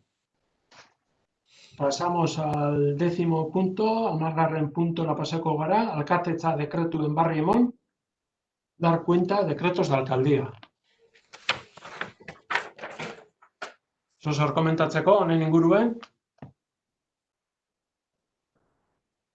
Vale, inork ez bade... Bueno, sin más, bai, bueno, hori behin gogu publiko, baina, bueno, importantia, 952. dekretue, zeinetan aipatzen dan, piztinen proiektua erredaktatzeko lizitazioa, zelan, desertu geratzen dan, horrek ekartzen dagoena da, berriro be, prozesua hasieratik hasi behar dugula, eta, bueno, buroko neuke aprobetxietie egoerie, jake, bere momentuen ez jakun kasurik egin, guk eskatzen gendun, bueno, jake eraikine barriztu behar dugun, ba, aukera hona izan alko zala debate bat eitzeko, benetan aztolako eraikinei buruz. Igual, agian, bigarren pisu baten, bai? Barkatu, ja, puntu honek dino, alkatetza dekretuen barri emon, dar cuenta de decretos de alcaldía. Bai, ez gara sartuko piztinen inguruan berriro, pleno guztietan kontu da. Hoxe, dekretuen barri, ba, zozer ez bada ulertzen edo hori, ba, jazta. Bueno, bestela borrengoko eta azkeneko puntura pasako gara. Pasamos al siguiente y último punto del orden del día, que es ruegos y preguntas. Bai. Vale, bueno. Labur, gaurko pleno oso luze dabil juten, eta oso luze dabil juten, eta bai, gaur zehatuko nazen ari nintzen. A ver, lehenengo. A ver, ja apirietik komenta unaben, eskatu unaben, hor dagoela faktura bat, 6.600 eurokue, EIBEX enpresari bagoiakona, plan estrategikoa egiteko udaletxean, hainbat plenotan eskatu dokumentazioa, gobernazio batzordetan, ez dakian nun gehiago eskatu, gainera, uztailaren batean, hor dago dekretu bat zeinetan agertzen da, uztailaren batean, enpresa horregazia, harremana behintzat lan horietako eten egiten dan, hau da, horrek erakusten dago benetan, lan hori, ez dela izan, espero esan modukoa, inkluso ez dakit egin dan, ze gaur egun oraindik ere ez dut ikusi justifikazio bat, zeinetan agertzen da, 6.600 euro gastatu dira lan honetan. Orduan, ja azkenengo aldiz eskatuko dugu pleno honetan, erakustea justifikazio bat, aber hori zertan gastatu dan, eta hurrengo plenoa baino harinago ez badugu jasotzen esplikazio hori, baztertuko dugu ja, beste abertze bide legal geratzen jakun, informazio hori jasotzeko. Eske, ja gehiago bestak idu zen biogun. Batetik hori. Vale. Besterik? Bai. Vale, a ver. Kontu hartzailearen figura. Bueno, badakigu danak, kontu hartzailea, geratuko dara lanpostu hori bakante, esan daiguna, bainiko udaletxean, eta, klar, garrantzitsua da, fundamentala da udaletxe bat, nolako figura bat. Urrengo gobernazio batzorri dugu, abenduan bederatzen, hau da, ondino, beratzen da, bastante denbora, eta gureko neuke, ez dakit pleno honetan, ondino badakizun informazio bateko moduen, edo, bagalik eta harinen, batxar bat eitxie, apur bat, egoera hau abertzelan kuidatu dugun, aztertzeko, porque bagalik eta harinen behar dugu interventore bat udaletxe. Ez dakit, momentuz ez dago ezer. Ez, a ber, egun batetik bestera joan egin jako, kontu hartzailea, eta, bueno, atzoko albiste bada, eta, bueno, bai esan behar da, bere borontatea eskuan dela, eta, bueno, ikusiko dugu, a ber, zer egiten dugun, untxe gauza barrixe da, eta, bueno. Baina esan egotera da, Itxaron Bierrien gobernazio batzordea, ez dakit.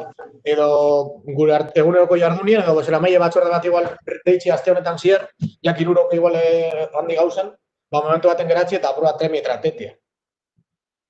Arazo barik. Vale. Bien, gero beste gauza, Lemunien egin duen prentxaurreko bat, hor, ez dakit, legislatura honetako zuen, bueno, udal gobernuaren planen gainean eta abar, eta, karo, hor erabili zen duen udaletxeko logotipua. Bai, hori ez da inun aproba, osan nahi dut, ez da aprobatu gobernu batzorde baten bez, pleno baten bez, ez bez, ondo iruditzen jate, zuen bi partiduek aukitzie gobernu akordeo bat, perfecto iruditzen jate, baina guk uste duguna da, Abadiñoko udalaren logotipoaren erabilera beste forma baten egin behar dana, eta nahi baduzue, zuen bi partiduen logotipoa agertzea, edo bat bez, gure zuena, baina udaletxearen logotipoa agertzea, bi partiduen arteko akordio bat erakusteko, uste dugu, hori ez dela erabilpen egoki bat egitea. Bueno, gauza bat esan honen inguruan, agintaldi plan hori udal gobernuarena da. Udal gobernuarena, ez bi alderdiena, udal gobernuara. Udal gobernuena dan einien, udaleko logotipoa eramatie, guzti zentzuzko eta normala da. Besterik ez, hainbat udalek dekie honelako agintaldi plana, edo legegintzaldiko planak, eta, bueno, guztokoa igual ez da izango, zuek beste plan bateko zuen, baina hori udal gobernuko plana da. Ni ez nabil esaten, pero zilegitasuna dekozun nik planak egiten, perfecto. Baina bai, ulertzen duguna da, hori, bintzat, orkestu dela, batzorderen baten, edo pleno baten, edo zulekuan, onartu, eta orduan bai izango da udalaren plan bat, zi udalak aprobatu du plan hori, eta orduan udalak gauzatuko du. Diferentia da. Udal gobernuko taldiek, orduan udal gobernuko taldiek, eitxosun edo ze gauzak, erun aldau logotipuen. Zeta udal gobernua orduan balio da, ez. Bueno, eta komunikazio hori, ez dakit ze dirukin pagauko dan, udaletxeko diruarekin, edo zuen partiotako diruarekin. Nik espero dut, zuen partioko diruarekin ordaintzea. Bestela, hori bai, aztertuko du, hori legala da, edo ez? Udal gobernuaren plana da eta udaleko rekursoekin ordainduko dana, eta herritarrendako eta Abadiñoko plan bada. Eta kontuak emango die dotzeguz herritarrei. Eta horren dan einien, udalekoa da, udaletxea. Vale, bueno. Zen guztokoa, bueno, ez da, baina holan da, Mikel. Vale, bueno, azkenean ulertu behar zuena da, azkenean, udal gobernu bat dagoela, gehiengo bateaz, eta gure borondatea dela, oposizioarekin, zuekin, akordioetara heltzea. Baina, bueno, udal gobernua martxan dau eta bierrien dabil, eta horretan dabil, eta jazta. Bai, nik izatena da prozeduraletik, ez nagoela gaz, eta aztertuko duguna hori horan edo, bale. Eta bukatzeko, bueno, hau, ez du nahi ulertzi gauza personal bat moduen inorekiko, baina bai nahi duguna komentau da, EH Bildutik, asteburu honetan, eta aurretik eta gertatu izan diren gauza batzuk, bueno, koronavirusaren restrizioen gainean, ez da? Daukagu hor, Eusko Jaurlaritza, PNV-rekin gobernuan restrizioa jartzen, dekogu Abadiñon PNV alkatetzan, hori ez da, bildurra batekin, saiatzen, apur bat seguruak izaten, batzutan igual, hasta gure ustez gauzatz igual restriktiboiak planteatzen, sin más. Eta gero, ez du guzti zilegia danik, alderdi berdina, egotea, beste erabateko jardura batzuk egiten, horrekin ez bateragarria direnak. Bai, ez delako etikoa, eta bestetik, beste jardura batzuk ari diren moduan, betetzen, beraien baldintzak edo, eskatzen dugu, egin berean, PNV ere bai, bere baldintzak betetzea. Bai, badakigu da nosetaz gabizen berba itxan, orduan eskatzen duguna da, hemendik aurrera, horrako gauzak ez errepikatzea. Ez dakit zeren inguruan zabizen bez, baina, bueno, nik uste dut, aste honetan udal bozeramalean batzarra egiten badugu, hor komentaba dozule, eta dauzkazu zen gauzak eta probak eta hori, ez dakit. Bueno, Mikel, badakizu zertaz nabilen, ze aste honetan, esan dozte jente batek zuri personalmente bialdo txu esan mezuek egoera asaltzen, eta badakizu oso ondo zeri buruz nabilen berbaitzen, orduen. Espero lan geratxia, azte buru ja ez gertatzen lako hausarik, eta gaur bukatzen dena, eta jazta. Sin más. Udal bozeramalean egingo dugu berba? Vale. Besterik? Ez, nahiko. Ja, gaur kupo betetzen. Vale, bueno, azkenien, udal aurrekontuak aprobatu diez, onartu diez, eta, hori da, horraz geratu behela uste dut nik. Bueno, eskerrik asko danoi eta hurrengo arte.